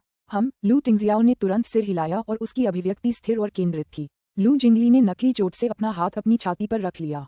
ठीक है भाई, मैं अब तुमसे बात नहीं करूंगी। आने वाले दिनों में मैं और ज्यादा प्रताड़ित नहीं होना चाहती। मैं बस चुपचाप यहाँ से निकल जाना चाहती हूँ और कोई छोटा सा द्वीप ढूंढना चाहती हूँ जहाँ मैं आराम कर सकूँ। मैं आखिरकार छुट्टी पर जा सकती हूँ और तुम्हारी मौजूदा स्थिति से निश्चिंत हो सकती हूँ। जब उन्होंने 3 महीने के लंबे ब्रेक के बारे में सोचा तो लू जिंगली अपनी ऊर्जावान अवस्था में लौट आए। इस निर्दयी देश को छोड़कर, समुद्र तट, समुद्र, सुंदरियां, मैं आ रहा हूँ। अध्याय 390। एक परिचारिका का रवैया। ग्लोरी वर्ल्ड एंटरटेनमेंट में नीचे हॉल में लंबी सफेद पोशाक पहने सू यिमो के चेहरे पर उस समय नाराजगी का भाव था जब उसने देखा कि उसकी स्कर्ट का कुछ हिस्सा गंदा था। इस समय एक अच्छी तरह से तैयार महिला गुस्से में एक वृद्ध महिला कलाकार को डांट रही थी। बाइलू, क्या तुम कुछ भी करना जानती हो? तुम फर्श पोंछने के लिए पानी छिड़क कर सिस यिमो की पोशाक को कैसे गंदा कर सकती हो? क्या तुम जानती हो कि इस पोशाक की कीमत कितनी है? सू यिमो की मैनेजर झाओ मैक्सिन ने अपनी बाहें पार करके उपहास किया। हाहा, पैसा? ये चैनल का मौजूदा सीजन का सीमित संस्करण है। यह अभी बिक्री के लिए बाजार में भी नहीं आया है। हमारी यिमो को ये ड्रेस सिर्फ इसलिए मिली क्योंकि उसने अभी अभी उनकी प्रवक्ता बनने के लिए अनुबंध पर हस्ताक्षर किए हैं। आप इसे पैसे से नहीं खरीद सकते। बाइलू नाम की कलाकार तुरंत पीली पड़ गई और उसने बहुत माफी मांगी। माफ करना, माफ करना, माफ करना, बहन यिमो, बहन मेगसिन, बहन बिकिन, मुझे सच में माफ करना। ये सब मेरी लापरवाही की गलती है। या फिर बहन यिमो, तुम इसे उतार दो और मैं इसे साफ करने के लिए भेजने में तुम्हारी मदद कर दूंगा। मैं इसे निश्चित रूप से इतनी अच्छी तरह से साफ करूंगा कि तुम ये भी नहीं बता पाओगी कि यह गंदा भी था। बाइलू इस साल 30 साल की हो गई थी और पिछले 10 सालों से इंडस्ट्री में थी। वह सू यिमो, झाओ मेगसिन और उनकी आलोचना करने वाले कलाकार लियांग बिकिन से भी बड़ी थी। हालांकि उन्हें प्रसिद्धि नहीं मिली। इतने सालों में वह अपनी लोकप्रियता नहीं बढ़ा पाईं, इसलिए हाल के वर्षों में उन्हें एक्स्ट्रा कलाकार का काम करना पड़ा। बात यह नहीं थी कि आप मनोरंजन जगत में कितने समय से हैं, बल्कि यह थी कि आप कितने प्रसिद्ध हैं। अगर आप इंडस्ट्री में पहले भी आए होते तो भी इन लोगों के सामने आपको उन्हें सम्मानपूर्वक बहन कहना पड़ता था। शुरुआत में अपने जैसे छोटे किरदार के लिए उसे इस बात की परवाह नहीं थी कि लोग उसकी जिंदगी मुश्किल बना रहे हैं। हाल ही में उसे एहसास हुआ कि उसकी किस्मत चमक गई है और एक निर्देशक ने उसे एक ज्यादा अहम सहायक अभिनेत्री की भूमिका के लिए चुना, जो लियांग बिकिन भी चाहती थी। ली बिकिन सू यिमो की चचेरी बहन थी और कंपनी में सू यिमो की ताकत का इस्तेमाल अपनी मर्जी से करती थी। इस बार एक एक्स्ट्रा को वो रोल मिल गया जिसकी उसे तलाश थी, तो भला वो उससे पंगा क्यों न लेना चाहेगी। उस समय हॉल में और भी लोग देख रहे थे। सभी जानते थे कि लियांग बिकिन स्पष्ट रूप से उससे परेशानी मोल लेना चाहता था। फिर भी किसी ने भी उसके लिए खड़े होने या एक शब्द भी कहने की हिम्मत नहीं की। इसके बजाय कई लोगों ने लियांग बिकिन की बात दोहराते हुए बाइलू को भी डांटना शुरू कर दिया। इसमें कोई अतिशयोक्ति नहीं थी कि ग्लोरी वर्ल्ड एंटरटेनमेंट सू यिमो की दुनिया थी।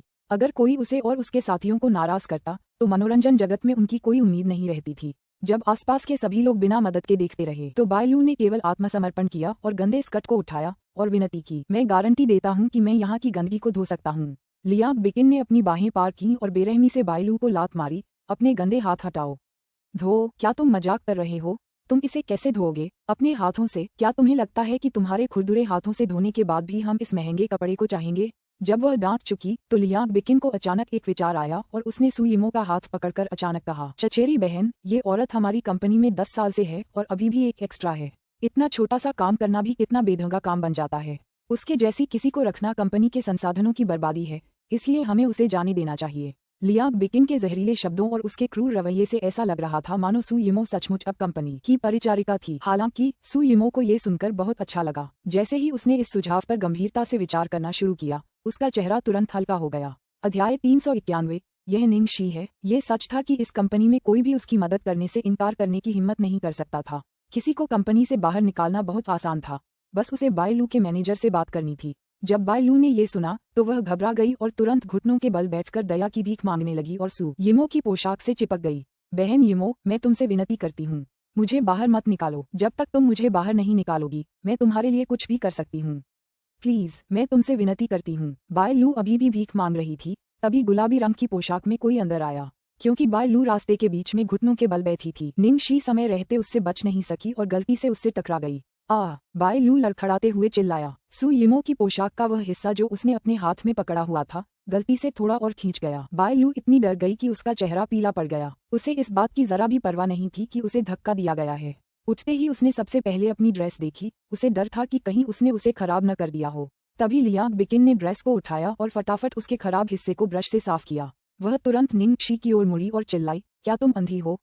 देखो कहाँ जा रही हो। तुम्हें क्या लगता है कि यह कहाँ है जहाँ तुम यूं ही भाग सकती हो? क्या तुम्हें पता है कि तुमने यहाँ बहुत बड़ी मुसीबत खड़ी कर दी है?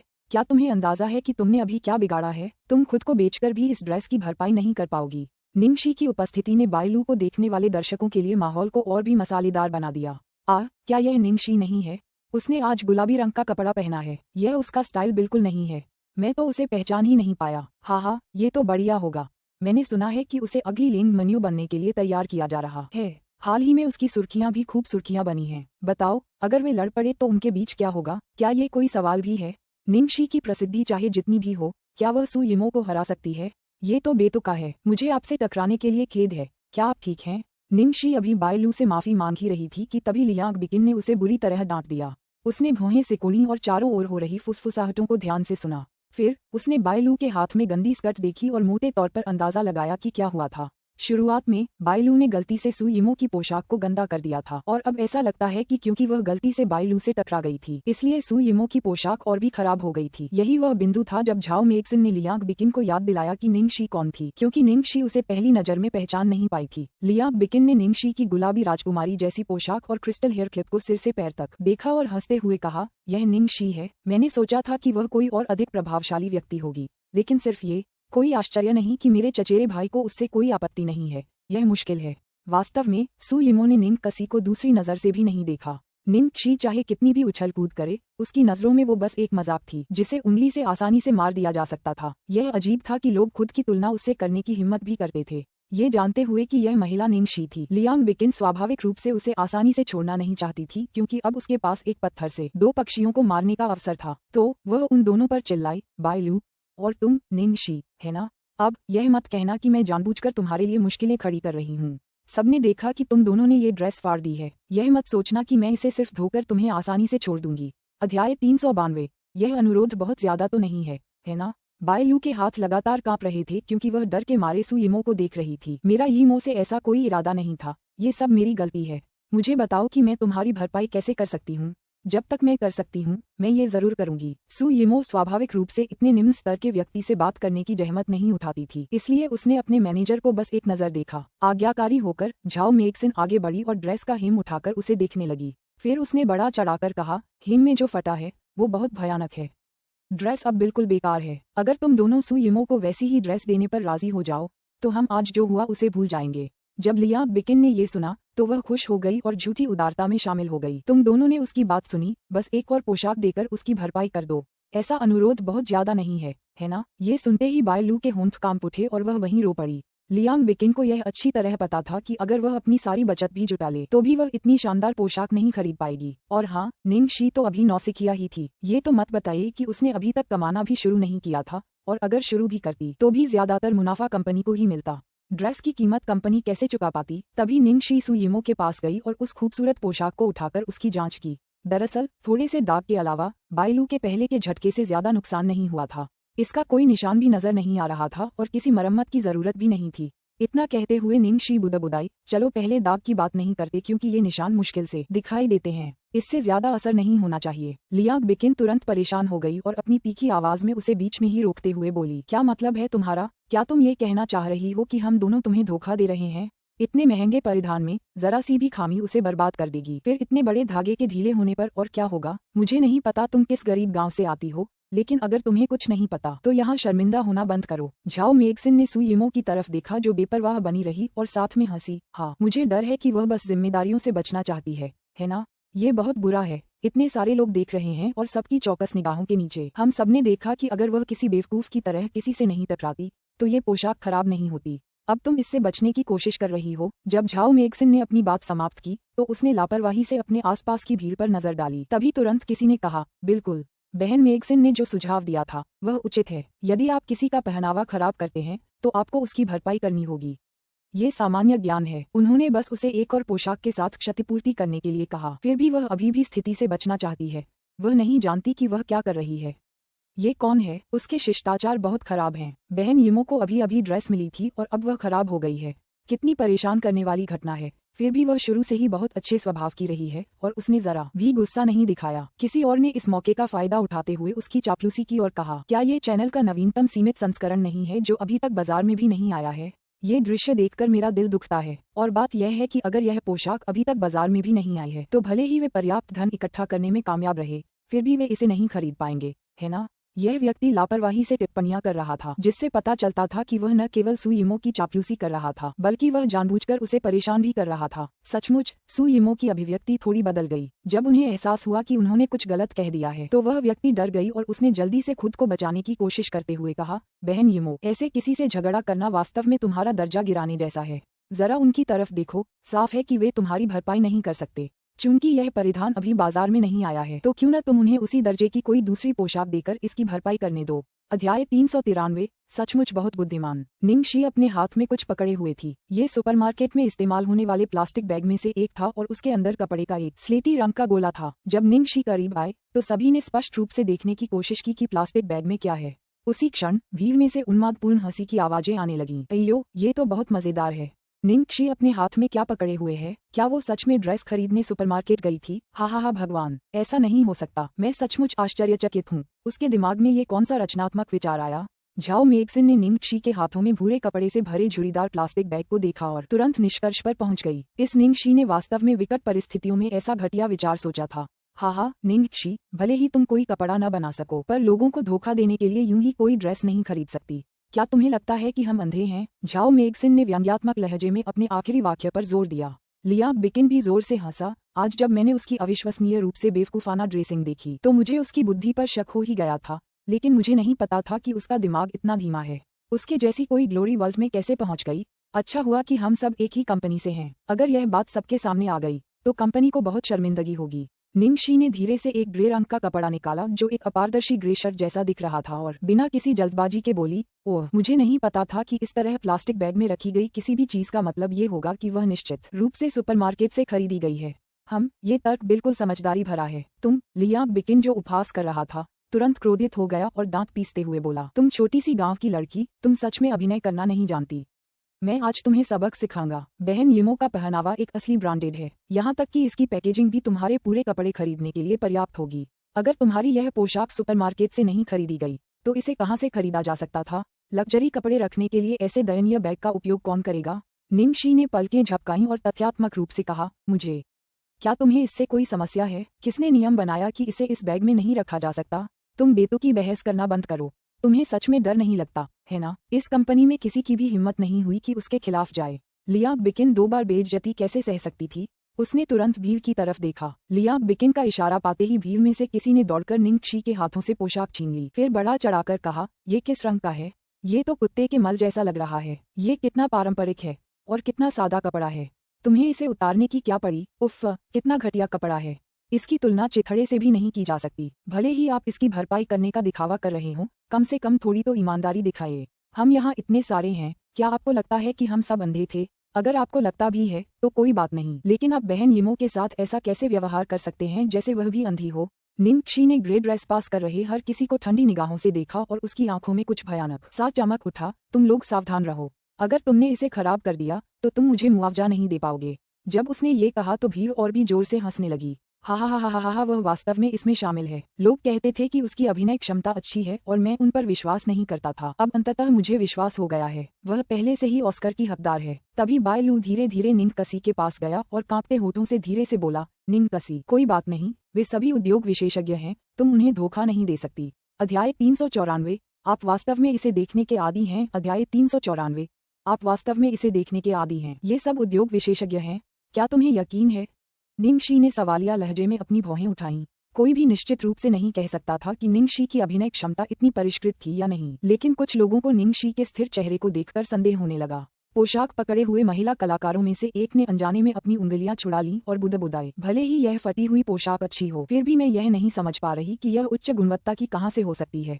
इसे इतना आत्मविश्वास कहाँ से मिल रहा है? तुम अभी भी इसे क्यों देख रहे हो? वह निश्चित रूप से झूठ बोल रही है। भले ही हम गलत हों, लेकिन बहन मैक्सिन और बहन यिमो कैसे गलत हो सकते हैं? आप सही कह रहे हैं, मैं सचमुच उसके द्वारा धोखा खा गई थी। जब वह कलाकार उपहास कर रही थी तो उसने एक तरफ कूड़े का डिब्बा देखा और उसे उसमें फेंकने ही वाली थी कि वह ठंडी हंसी हंस पड़ी। तथापि इससे पहले कि वह ड्रेस पहनती, निंगशी ने उसे खड़े खड़े एक बेहद ठंडी नजर से देखा, जिससे वह इतनी डर गई कि वह बीच रास्ते में ही रुक गई। कलाकार ने अपने होंठ काटे और पोशाक को फिर से देखने के लिए नीचे देखा। ये चिथड़ा, तुम्हें इसे देखने की बहुत लत है ना? उसके बगल में खड़े किसी ने कहा, जब उसने उसके हाथ से पोशाक छीनने के लिए हाथ बढ़ाया। महिला कलाकार ड्रेस के कॉलर वाले हिस्से को देख रही थी कि तभी उसकी नजर कुछ ऐसी पड़ी कि उसके चेहरे का रंग उड़ गया। उसने चौंकते हुए कहा, रुको, इसे मत छुओ। सावधान। तुम्हें क्या हुआ है? तुम इतने हैरान क्यों हो? कलाकार ने एक बार फिर नीचे देखा और फिर से देखा, फिर गटक कर ड्रेस किसी और के हाथ में थमा दी। फिर उसने धीमी आवाज में कहा, ये तो जी का डिजाइन लग रहा है। जी? क्या है? ये सिस यिमो का पसंदीदा ब्रांड है। जी? वहाँ सु यिमो के कई प्रशंसक मौजूद थे, इसलिए वे सभी उसकी पसंद से अच्छी तरह वाकिफ थे। जब बगल में बैठे सभी लोगों ने ये सुना तो उनके चेहरे पर तुरंत पीलापन आ गया। भावुक होकर अनजाने में उनकी आवाज तेज हो गई। क्या ये बहन यिमो का पसंदीदा ब्रांड है? पहले शोर मचा रही भीड़ में अचानक सन्नाटा छा गया। जब लोगों ने पोशाक पर छोटा सा लोगो देखा तो उन्होंने डरते हुए तुरंत पोशाक पहली महिला कलाकार को वापस दे दी। तो फिर आपने इसे मुझे क्यों दिया? उसे समझ नहीं आ रहा था कि क्या पहले की गई बातों की वजह से उसकी ड्रेस खराब हो गई है। अगर उस पर कोई दाग या निशान था भी तो किसकी गलती थी? महिला कलाकार ने उस पतले कपड़े को ऐसे पकड़ा हुआ था मानो सोना पकड़े हुए हो, और सू यिमो और उसके साथियों की तरफ बढ़ते हुए ऐसा लग रहा था जैसे वो रोने ही वाली है। बहन यिमो, ये ड्रेस। सू यिमो ने थोड़ा भौहें चढ़ाईं और झाओ मेगसिन को देखा। क्या हुआ? झाओ मेगसिन ने देखा कि कुछ गड़बड़ है और वह जल्दी से पोशाक को पकड़ने के लिए आगे बढ़ी। बहन मैक्सिन, ये ड्रेस तो जी की लग रही है। क्या बकवास है, आप अंधे हो सकते हैं। जी के कपड़े अपनी सुंदरता के लिए प्रसिद्ध हैं, ये चीथड़ा कैसे हो सकता है? इससे पहले कि वह अपनी बात पूरी करती, झाओ मेगसिन ने जी की अनूठी मुहर देखी। इसका लोगो कम महत्वपूर्ण था, फिर भी सुनहरे धागे से शानदार कढ़ाई की गई थी। यह नहीं हो सकता। लियांग बिकिन भी अब तक दौड़कर वहां पहुंच गया था और लोगों को देखकर दंग रह गया। यह शायद नकली है। नकल? इस निंगशी के पास हिम्मत है। उसने एक ब्रांड की नकल बनाने की हिम्मत कैसे की? अगर वह पायरेटेड संस्करण भी बनाती है तो कम से कम उसे वैसा ही तो बनाओ। यह मोटा लिनेन सिस यिमो के पसंदीदा ब्रांड जैसा तो नहीं लग रहा है ना? झाओ मेगसिन ने उसकी कनपटियों को सहलाया और सू यिमो के पास गई। यिमो, देखो ये ड्रेस। सू यिमो ने अपनी उंगली से पोशाक को ऊपर उठाकर करीब से देखा और अगले ही पल उसके चेहरे के भाव बदल गए। यह अगोचर पोशाक वास्तव में जी से था। अध्याय 395। आपके पास ऐसी हिम्मत है। अध्याय 395। आपके पास ऐसी हिम्मत है। दरअसल यह न सिर्फ जी का था बल्कि यह एक खास डिजाइन भी था और उस लाइन का इकलौता स्लीपिंग गाउन भी था। यही वजह थी कि इसका स्टाइल बाकियों से इतना अलग था। कपड़ा मुलायम और थोड़ा अपारदर्शी था, जो आरामदायक होने के साथ साथ व्यवहारिक भी था। दरअसल ये कपड़ा दुर्लभ शुद्ध रेशम से बना था, जिसकी वजह से यह बहुत महंगा था। सू यिमो ने उसे फिर से ध्यान से देखा। खुशकिस्मती से इस तरह का कपड़ा मजबूत था और ड्रेस खराब नहीं हुई थी, इसलिए उसने राहत की सांस ली। हालांकि उसे ये ब्रांड पसंद था, फिर भी यह पोशाक निंगकसी की थी, उस नीच व्यक्ति की। जब सू यिमो को एहसास हुआ कि उसने निंगशी की ड्रेस के लिए राहत की सांस ली है तो उसे और भी ज्यादा अपमान महसूस हुआ। फिर उसने लापरवाही से ड्रेस झाओ मेगसिन की ओर फेंक दी। जब झाओ मेगसिन ने सू यिमो की नाखुश अभिव्यक्ति देखी तो उसे पता चल गया कि इसमें कोई गलती नहीं थी। ये पोशाक वास्तव में जी की थी। बाकी सभी लोग जो देख रहे थे उन्होंने झाओ मेगसिन और सू यिमो के हाव भाव देखकर पहले ही भांप लिया था कि कुछ ठीक नहीं है। नहीं, ये वास्तव में जी नहीं हो सकता, है ना? मैंने इसे पहले भी बहुत जोर से खींचा था। मैं इसे बर्बाद नहीं करता और मुझे उसे मुआवजा देने की जरूरत नहीं पड़ती, है ना? मैंने सोचा था कि निंगशी झूठ बोल रही है। हे भगवान, निंगशी को ऐसी पोशाक कहाँ से मिली? मुझे अचानक याद आया। तुम्हें पता है, इससे पहले एक अफवाह थी कि चारों ओर हो रही फुसफुसाहटों को सुनते हुए सू यिमो को वह घटना भी याद आ गई जिसका जिक्र झाओ मेगसिन ने पहले किया था। अफवाह थी कि निंगशी के अपार्टमेंट की अलमारी जी के आलीशान कपड़ों से भरी हुई थी। तो अब यह निश्चित हो गया कि यह पोशाक निश्चित रूप से असली थी। सू यिमो ने झाओ मेगसिन को एक खतरनाक नजर से देखा।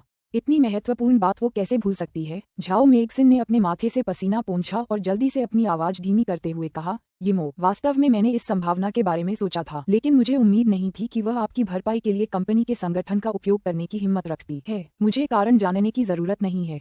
बेहतर होगा कि तुम अब मेरे लिए यह मामला सुलझा लो। सू यिमो ने गरजते हुए झाओ मेगसिन की ओर ड्रेस वापस धकेल दी। हे भगवान, अब शायद वो सबके सामने अंधी लग रही होगी क्योंकि उसने जी का डिजाइन भी नहीं पहचाना।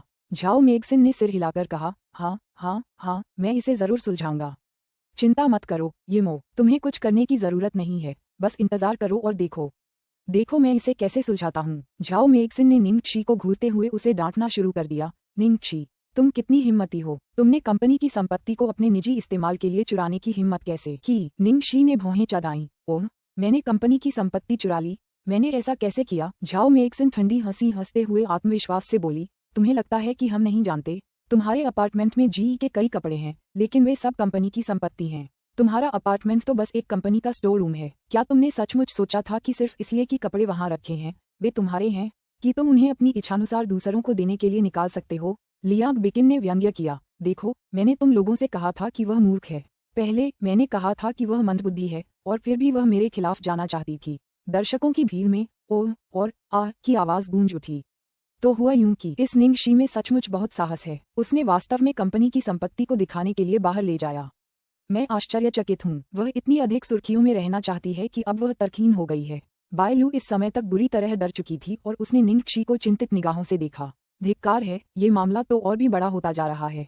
शुरुआत में तो मामला सिर्फ एक पोशाक का था, अगर बात बिगड़ी तो उसे कंपनी से निकाल दिया जाएगा। अब यह मामला कंपनी की संपत्ति चुराने का हो गया है और सबसे बुरी स्थिति तो ये होगी कि उसे जेल हो जाए। अध्याय 396 अपने कपड़े उतारो। अध्याय 396 अपने कपड़े उतारो। निंगक्षी ने बायलू को आश्वस्त करने वाली नजर से देखा और जैसे ही आसपास की आवाजें धीमी हुईं, उसने कहा, वरिष्ठ सू, बहन मैक्सिन, चाहे ये कपड़ा कंपनी की संपत्ति हो या नहीं, या मेरे दिमाग में सचमुच कोई समस्या है, मैंने आपके आदेश का पालन करते हुए आपको उसी स्तर का एक कपड़ा लाकर दिया है। आपको बस समझौते के अपने हिस्से का काम पूरा करना है और यह मामला बंद हो जाएगा। इसके बाद की हर चीज की जिम्मेदारी मैं ले लूंगी और यह आपका कोई काम नहीं है। सू यिमो की आंखें ठंडी हो गईं। झाओ मेक्सिन उसे खंडन करना चाहती थी, लेकिन वह कुछ भी नहीं सोच सकी और वह बस जमी खड़ी रही। लियांग बिकिन इसे रोक नहीं सका। क्या बकवास है, हास्यास्पद, निंगक्षी ने कंधे उचकाते हुए कहा। अभी इतने सारे गवाह आए थे जिन्होंने तुम्हारा वादा सुना।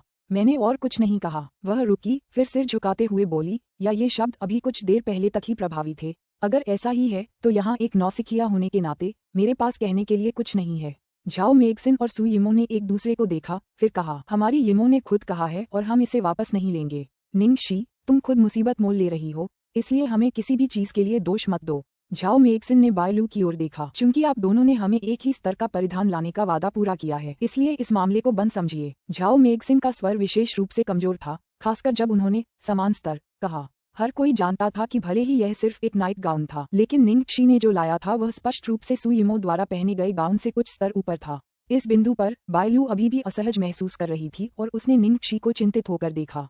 हालांकि अब वह बच गई थी, लेकिन निंगक्षी बड़ी मुसीबत में फंस गई थी। यद्यपि वह निर्दोष थी, फिर भी आज की घटना उसके कारण हुई। लियांग बिकिन ने सू यिमो की बांह पकड़ ली और निंगक्षी को घूरते हुए कहा, चचेरी बहन, चलो, हमने इस छोटी सी बात पर पहले ही बहुत समय बर्बाद कर दिया है। क्या दिन था। सू यिमो ने निंगक्षी की ओर ठंडी नजर से देखा और चली गई। दर्शक भी धीरे धीरे तितर बितर हो गए। मुझे उम्मीद नहीं थी कि चीजें इस तरह से बदल जाएंगी। जबकि बायलू अब सुरक्षित है, निंगक्षी गहरी मुसीबत में है ना? बिल्कुल, उसने बहुत बड़ा पाप किया है। अब बस समय की बात है कि उसे इसका बदला मिलेगा। जब सू यिमो का समूह जा रहा था, निंगक्षी की आवाज सुनाई दी, वरिष्ठ सू, कृपया प्रतीक्षा करें। सू यिमो वास्तव में परेशान थी, ये सोचकर कि वह इस नौसिखिए पर कितना अधिक समय बर्बाद करेगी। लियांग बिकिन ने कठोर स्वर में उत्तर दिया, निंगक्षी, अब बहुत हो गया, है ना? झाओ मेक्सिन ने व्यंग्यात्मक लहजे में निंगक्षी को देखा। अब क्या तुम डरी हुई हो या पछतावा कर रही हो? लेकिन जैसा कि तुमने कहा, पहले बहुत सारे गवाह थे, इसलिए अब इसे वापस लेने में बहुत देर हो चुकी है। निंगक्षी ने हल्की सी मुस्कान के साथ कहा, बहन मैक्सिन, निश्चित रूप से आप मेरे बारे में चिंतित हैं, तो मुझे इसका अफसोस क्यों होगा? तो फिर तुम मेरे चचेरे भाई को रुकने के लिए क्यों कह रहे हो? क्या तुम पागल हो गए हो? निंगक्षी ने सू यिमो के चेहरे पर तिरस्कार देखा। मैं बस सीनियर सू को कुछ याद दिलाना चाहती थी। सीनियर सू, कृपया अपने कपड़े उतार दें। अध्याय 397 मैं वैसे भी अंधा हूँ। अध्याय 397 मैं वैसे भी अंधा हूँ। जैसे ही उसने अपना वाक्य पूरा किया, सभी को अपनी रीढ़ में ठंडक महसूस हुई। लियांग बिकिन ने अपनी आंखें चौड़ी कर लीं। निंगक्षी, तुम्हारी हिम्मत कैसे हुई? यहाँ तक कि सू यिमो, जिसने निंगक्षी से बात करने की जहमत नहीं उठाई थी, बोल पड़ी। हास्यास्पद। झाओ मेक्सिन सचमुच गुस्से में था। निंगक्षी, क्या तुम पागल हो? तुमने जानबूझकर यिमो को सार्वजनिक रूप से अपमानित करने के लिए ऐसा कहा।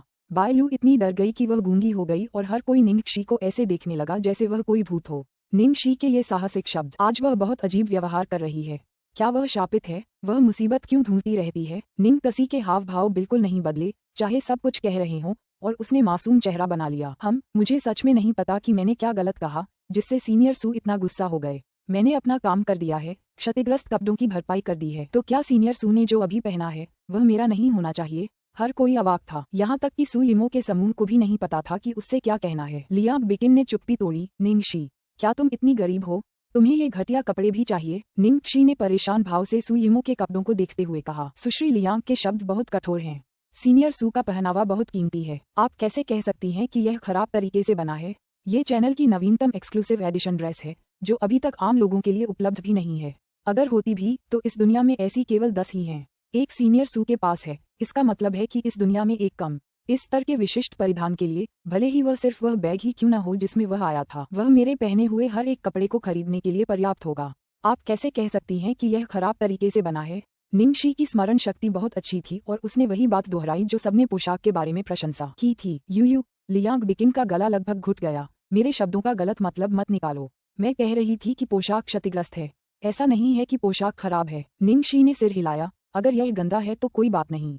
बहन मैक्सिन ने बताया था कि इसे धोया जा सकता है और इसमें बस एक छोटी सी खराबी है।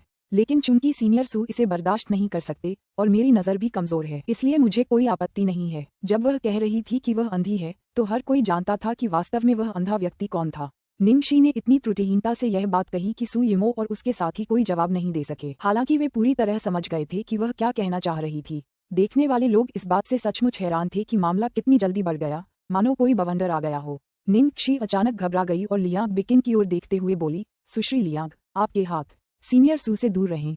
कृपया अपने मैनिक्योर का ध्यान रखें। मेरे कपड़ों पर अपने पंजे मत लगाएं। ये पोशाक इतनी महंगी है कि मैं इसे खुद नहीं खरीद सकती। उनमें से कुछ लोग हंसने लगे। लियांग बिकिन बहुत निराश था क्योंकि झाओ मेगसिन खड़ा हुआ और कठोरता से बोला, निंगशी, तुम कितनी बेशर्म हो सकती हो, तुम बहुत बेवकूफ हो। निंगकसी ने असहाय होकर कंधे उचका दिए। झटके आमतौर पर अनुचित होते हैं। क्या तुम मुझे बता सकती हो कि अभी मेरा कौन सा हिस्सा अनुचित लग रहा था? अध्याय 398। क्या आप पर्याप्त शर्मिंदा नहीं हैं? अध्याय 398। क्या आप पर्याप्त शर्मिंदा नहीं हैं? आप निंगशी जानबूझकर बहुत निराशाजनक व्यवहार कर रही थी, खासकर जिस तरह से उसने अपने शब्दों में व्यंग्य बुना था और खंडन के लिए कोई जगह नहीं छोड़ी थी। लियांग बिकिन और झाओ मेगसिन से बात करने के बाद निंगशी ने मासूमियत से सू यिमो की ओर रुख किया। वरिष्ठ सू, मुझे पता है कि यह आपका पसंदीदा कपड़ा है। मैंने आपसे इसे मांगने के लिए काफी हिम्मत जुटाई। वास्तव में मुझे अपने कहे पर पछतावा है। मुझे किसी से उसकी पसंदीदा चीजें नहीं छीननी चाहिए, इसलिए आप जानते हैं कि मैं आपको वह पोशाक वापस दे देती हूँ जो आपने पहनी हुई है। मुझे अब यह नहीं चाहिए। निंगशी, तुम, जब से सू यिमो शोहरत की बुलंदियों पर पहुंची है, कोई भी उसके साथ ऐसा व्यवहार करने की हिम्मत नहीं करेगा। वह गुस्से से लाल हो गई थी। उसे वापस देने का क्या मतलब था? इस चुड़ैल ने ऐसा दिखाया जैसे वह उसे दान कर रही हो। चचेरी बहन, चचेरी बहन, क्या तुम ठीक हो? लियांग बिकिन चिल्लाया। निंगशी, तुम दावा करती हो कि तुम कोई बदतमीज नहीं हो, लेकिन तुम मेरी चचेरी बहन को इतने सारे लोगों के सामने नंगा होने के लिए कह रही हो। क्या तुम और परेशानी चाहती हो? लियांग बिकिन ने गुस्से में अपनी बात कहनी शुरू कर दी। निंगशी ने घबराया हुआ चेहरा बनाया। मैं कैसे कर सकती हूँ? बेशक, सीनियर सू किसी वॉशरूम या किसी निजी जगह पर कपड़े बदलेंगे। मैं यहीं इंतजार करूंगी। मैं इंतजार करूंगी, चाहे कितना भी समय लगे। झाओ मेगसिन ने सू यिमो को दिलासा दिया और उसके हाथों में ग्रे रंग के परिधान को देखा। आपने हमें जो दिया है वह एक नाइट गाउन है। क्या आप यिमो को इसे अभी पहनने के लिए कह रही हैं? निंगशी ने तुरंत जवाब दिया, असंभव। बहन मेगसिन, तुम सचमुच मुझे गलत समझ रही हो। अगर अभी कोई अतिरिक्त कपड़े नहीं हैं, तो मैं कुछ दिन इंतजार कर सकती हूँ। वह ये कहना चाह रही थी कि झाओ मेगसिन और अन्य लोग सू यिमो के कपड़े नहीं छोड़ सकते थे। यही कारण था कि वे निंगशी के साथ बहस कर रहे थे। सू यिमो शांत हो गई और अपने पीले होंठों और ऊंची आवाज में उसने घोषणा की, इसे उसे लौटा दो। यह वस्त्र, इसे उसे वापस दे दो। झाओ मेगसिन परेशान दिखे। लेकिन यिमो, अगर हम उसे वापस कर दें तो कंपनी की संपत्ति का दुरुपयोग करने का कोई सबूत नहीं होगा। इससे पहले कि वह अपनी बात पूरी करती, सू यिमो ने उसे घूरते हुए कहा, क्या तुमने सुना नहीं कि मैंने क्या कहा? क्या आज उसकी बहुत बेइज्जती नहीं हो गई? बहुत हो गया था। झाओ मेगसिन उसकी बात मानने की हिम्मत नहीं जुटा पाए, इसलिए वह जल्दी से निंगशी के पास गई और उसे जी नाइट गाउन वापस दे दिया। ठीक है, ठीक है, हम इसे तुम्हें वापस दे रहे हैं। ये तो बस एक कपड़े का टुकड़ा है। तुम कितनी बेचैन हो सकती हो, मानो तुमने इससे बेहतर कुछ कभी देखा ही नहीं। अपनी प्रतिष्ठा पुनः प्राप्त करने के प्रयास में लियांग बिकिन ने कहा, मैंने आपको बताया था कि वह किसी ग्रामीण क्षेत्र से है। एक घटिया ढंग से बनी पोशाक के लिए वह इतनी बेताब है कि लगभग अपनी चचेरी बहन से ही उसे ले लेने वाली है। फिर उसने दर्शकों को घूरा, मानो बिना कुछ कहे उन्हें निंगशी की एक साथ आलोचना करने का आदेश दे रही हो। जब निंगशी ने सू यिमो को रोका तो दर्शक पहले ही अचंभित हो चुके थे, इसलिए वे पूरे समय चुप रहे। जब लियांग बिकिन ने उन्हें घूरा तभी उन्होंने बातचीत शुरू की। ठीक है, देखो वह कितनी हताश है। बहन यिमो बहुत उदार है। इतना महंगा कपड़ा और उसने उसे आसानी से छोड़ दिया। बहन यिमो तो बस उन्हें नियम सिखा रही थी, उसे उस कपड़े की परवाह नहीं थी। लेकिन देखो वह कितनी हताश है। सू यिमो ने गहरी सांस ली, अपने आकर्षक व्यक्तित्व में लौट आई और अपने अंगरक्षक लियांग बिकिन और झाओ मेगसिन के साथ वे पीछे मुड़कर देखे बिना चली गईं। अध्याय 399, एक अप्रत्याशित अंत। अध्याय 399, एक अप्रत्याशित अंत। निंगशी ने हल्के से मुस्कुराते हुए कपड़े से धूल पोंछी। उफ, अब उसे इसे अच्छी तरह धोना पड़ेगा क्योंकि यह सबके हाथों से गंदा हो गया है। ये बॉस की ओर से एक उपहार था। वह संभवतः इसे सू यिमो को मुआवजे के रूप में कैसे दे सकती है? भले ही वह पैसा ले लिया गया हो, फिर भी उसे किसी भी तरह से उसे वापस चुकाना होगा। सू यिमो के जाने के कुछ देर बाद दर्शक असमंजस में आपस में बातें करने लगे। क्या यही है? मैंने पहले तो अनुमान लगा लिया था कि क्या होगा, लेकिन मुझे अंत की बिल्कुल भी उम्मीद नहीं थी। और क्या आप लोगों को यह एहसास हुआ कि अंत में निंगशी को बस घर वापस जाना था, कुछ शब्द कहकर वापस आना था और वह बिना कुछ भुगतान किए छूट गई? आप ठीक कह रहे हैं। जैसे ही भीड़ तितर बितर हुई, बायलू को होश आया और वह उत्सुकता से निंगशी के पास गई। निंगशी, हम, बहन बायलू। निंगशी ने ध्यान से नाइट गाउन को मोड़ा और अपने बैग में रख लिया। बायलू की भौहें तन गईं। निंगशी, भले ही मामला अब सुलझ गया है, फिर भी तुमने आज उन्हें नाराज कर दिया है। अगर बाद में उन्होंने तुम्हें परेशान किया तो क्या होगा? निंगशी मुस्कुराई। बहन बायलू, क्या आपको लगता है कि अगर मैंने उन्हें नाराज नहीं किया होता तो भी वे मेरे लिए परेशानी का कारण नहीं बनते? बायलू ने अपना सिर हिलाया। सही, आज निंगशी ने जो ड्रामा किया उससे पता चलता है कि सु यिमो के साथ उसके हितों का टकराव था, इसलिए चाहे वह कितनी भी सावधान क्यों न हो, मुसीबत तो होनी ही थी। और हाँ, अब आप निश्चिंत हो सकते हैं। सु यिमो को अपनी छवि की बहुत परवाह है। हालांकि आज मामला लगभग हाथ से निकल गया था, लेकिन अगर उसने जल्द ही आप पर पलटवार किया तो ये बहुत स्पष्ट हो जाएगा। तो कम से कम कुछ समय के लिए आप सुरक्षित हैं। निंगशी ने यह नहीं बताया कि उनकी बुरी भावनाएं शायद अब उस पर केंद्रित थीं और उनके पास बायलू के बारे में सोचने का समय नहीं होगा। बायलू ने कृतज्ञतापूर्वक उसे प्रणाम किया। निंगशी, मैं आज तुम्हारे लिए सचमुच आभारी हूँ। अगर ऐसा नहीं होता तो मुझे कंपनी से निकाल दिया जाता। बहन बायलू, आपका स्वागत है। मैंने कुछ खास नहीं किया, हम दोनों एक ही नाव में हैं। उसने बायलू के घुटनों पर पहले घुटनों के बल बैठने की वजह से चोट के निशान देखे। बहन बायलू, क्या आप ठीक हैं? क्या आप अस्पताल में अपने घुटनों की जांच करवाना चाहती हैं? बायलू ने जल्दी से अपना सिर हिलाया। कोई बात नहीं, बस एक छोटी सी चोट है। उसे थोड़ी बेचैनी हुई। निंगशी, तुम्हें मुझे मेरे नाम से ही पुकारना चाहिए। तुम्हें आगे सिस लगाने की जरूरत नहीं है। मैं इसके लायक नहीं हूँ। निंगशी मुस्कुराई। आप मुझसे ज्यादा सीनियर हैं। क्या आपको बहन कहना मेरे लिए सामान्य बात नहीं है? इसके अलावा मुझे आपकी कृतियाँ बहुत पसंद हैं। Crimson river, green mango, the place where the wind blows, मैंने सब देखी हैं। आपका अभिनय शानदार है। बायलू चौंक गई। क्या तुमने मेरी फिल्में पहले देखी हैं? ये कुछ ऐसी फिल्में थीं जिनमें उनके ज्यादा दृश्य थे, लेकिन वे बहुत ज्यादा कलात्मक थीं और लोगों को ज्यादा पसंद नहीं आईं। इसके अलावा उनकी किस्मत अच्छी नहीं रही और उन्हें इन फिल्मों से कोई पुरस्कार नहीं मिला।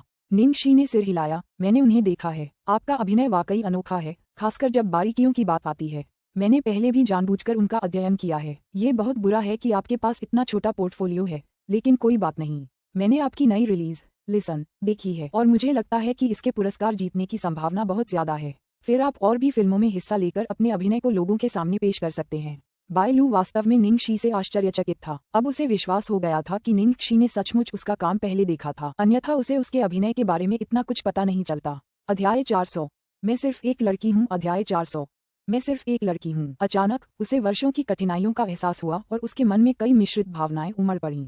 उसे हमेशा यही लगता था कि वो जो करती आ रही थी वो बेकार था, चाहे वो कितनी भी मेहनत करे। किसी ने उसे देखा ही नहीं, लेकिन आज उसे पता चला कि कम से कम एक इंसान तो था जो उसकी तरफ ध्यान देता था। बायलू थोड़ा उत्साहित थी और कांपती आवाज में उसने कहा, शुक्रिया निंगशी, मैं सचमुच बहुत आभारी हूँ। जहाँ तक पुरस्कार पाने की बात है, मैं इसके बारे में तब तक सोच भी नहीं सकती जब तक मैं कंपनी में रह सकती हूँ और गुजारा कर सकती हूँ। बायलू फिर कड़वी मुस्कान के साथ बोली, दरअसल मैंने पहले भी करियर बदलने के बारे में सोचा था, लेकिन मुझे एहसास हुआ कि 10 साल बहुत लंबा समय है और अभिनय पहले ही मेरे जीवन का हिस्सा बन चुका है। मुझे अभिनय के अलावा और कुछ नहीं आता। निंगशी समझ गई कि बायलू कैसा महसूस कर रही है और उसने उसे प्रोत्साहित करना जारी रखा। बहन बायलू, मुझे एक अंदेशा है, तुम लोकप्रिय हो जाओगी। मेरी आशंकाएं आमतौर पर बहुत सटीक होती हैं। बायलू निंगशी की तरफ मुस्कुराई। हालांकि उसे पता था कि वह उसे दिलासा दे रही है, फिर भी वह भावुक हो गई। उम्मीद है ये सच हो जाएगा। समय हो गया है, मुझे पहले ही देर हो गई है। मैं अगली बार बात करूंगी। अलविदा, बहन बायलू। निंगशी ने अपनी घड़ी देखी और उसे एहसास हुआ कि वह पहले ही आधा घंटा लेट हो चुकी है। वह जल्दी से बायलू से अलग हुई और ऊपर की ओर भागी। अलविदा। निंगशी हौंफते हुए लिंग झिझी के कार्यालय पहुंची। जियांग मुये सचमुच नाराज हो गया। उसे देखते ही उसने अपना गेम कंसोल एक तरफ फेंक दिया। निंगशी, तुमने ये जानबूझकर किया है ना? तुम मुझे हर बार इतना इंतजार करवाती हो। क्या तुम्हें पता है कि मैं हर मिनट कितना पैसा कमाता हूँ? क्या तुम्हें पता है कि मेरा समय कितना कीमती है? निंगशी ने आत्मधार्मिकता से कहा। ग्लोरी, क्या तुम एक सज्जन व्यक्ति हो? मैं एक लड़की हूँ, थोड़ी देर तक मेरा इंतजार करने में क्या बुराई है? जियांग मुये लगभग कुर्सी से गिर पड़े। हम एक लड़की? अब तुम्हें एहसास हुआ कि तुम एक लड़की हो? जब उसने उसे मारा था तब उसे ये याद क्यों नहीं आया कि वह एक लड़की थी? मैं जब चाहूंगी तब बनूंगी। निंगशी ने गुस्से से उसे जवाब दिया। फिर वह लिंग झिझी की ओर माफी मांगते हुए चली गई। बहन झिझी, मुझे सच में बहुत अफसोस है। रास्ते में कुछ आ गया था जिसकी वजह से मुझे देर हो गई। आपको इंतजार कराने के लिए माफ करना। जियांग मुये पहले से ही इस पक्षपातपूर्ण व्यवहार के आदी थे, जबकि लिंग झिझी को उनके तर्कों की आदत थी। उसने उसे सावधानी से देखा और कहा, सु यिमो के साथ परेशानी हो गई? बकवास। बहन झिझी को पता चल गया। निंगशी हैरान रह गई, फिर तारीफों के पुल बांधते हुए बोली, बहन झिझी, तुम्हें तो इसके बारे में पता भी है। ये तो बस कुछ ही सेकंड पहले हुआ है। तुम तो दूसरी जुगे कोंगमिंग जैसी हो, तुम्हें तो सब कुछ पता है, वो भी बिना बाहर कदम रखे। जियांग मुये अवाक रह गया। लिंग झिझी कुछ सेकंड के लिए चुप रहा, फिर उसकी ओर देखा। ये खबर पूरे कंपनी नेटवर्क पर फैल गई थी। निंगशी के पास कहने के लिए शब्द नहीं थे। उसने उसकी तारीफ गलत बात के लिए की थी। हम तो ये पूरे नेटवर्क पर है, हर कोई गपशप करना पसंद करता है ना? क्या? सु यिमो के साथ परेशानी?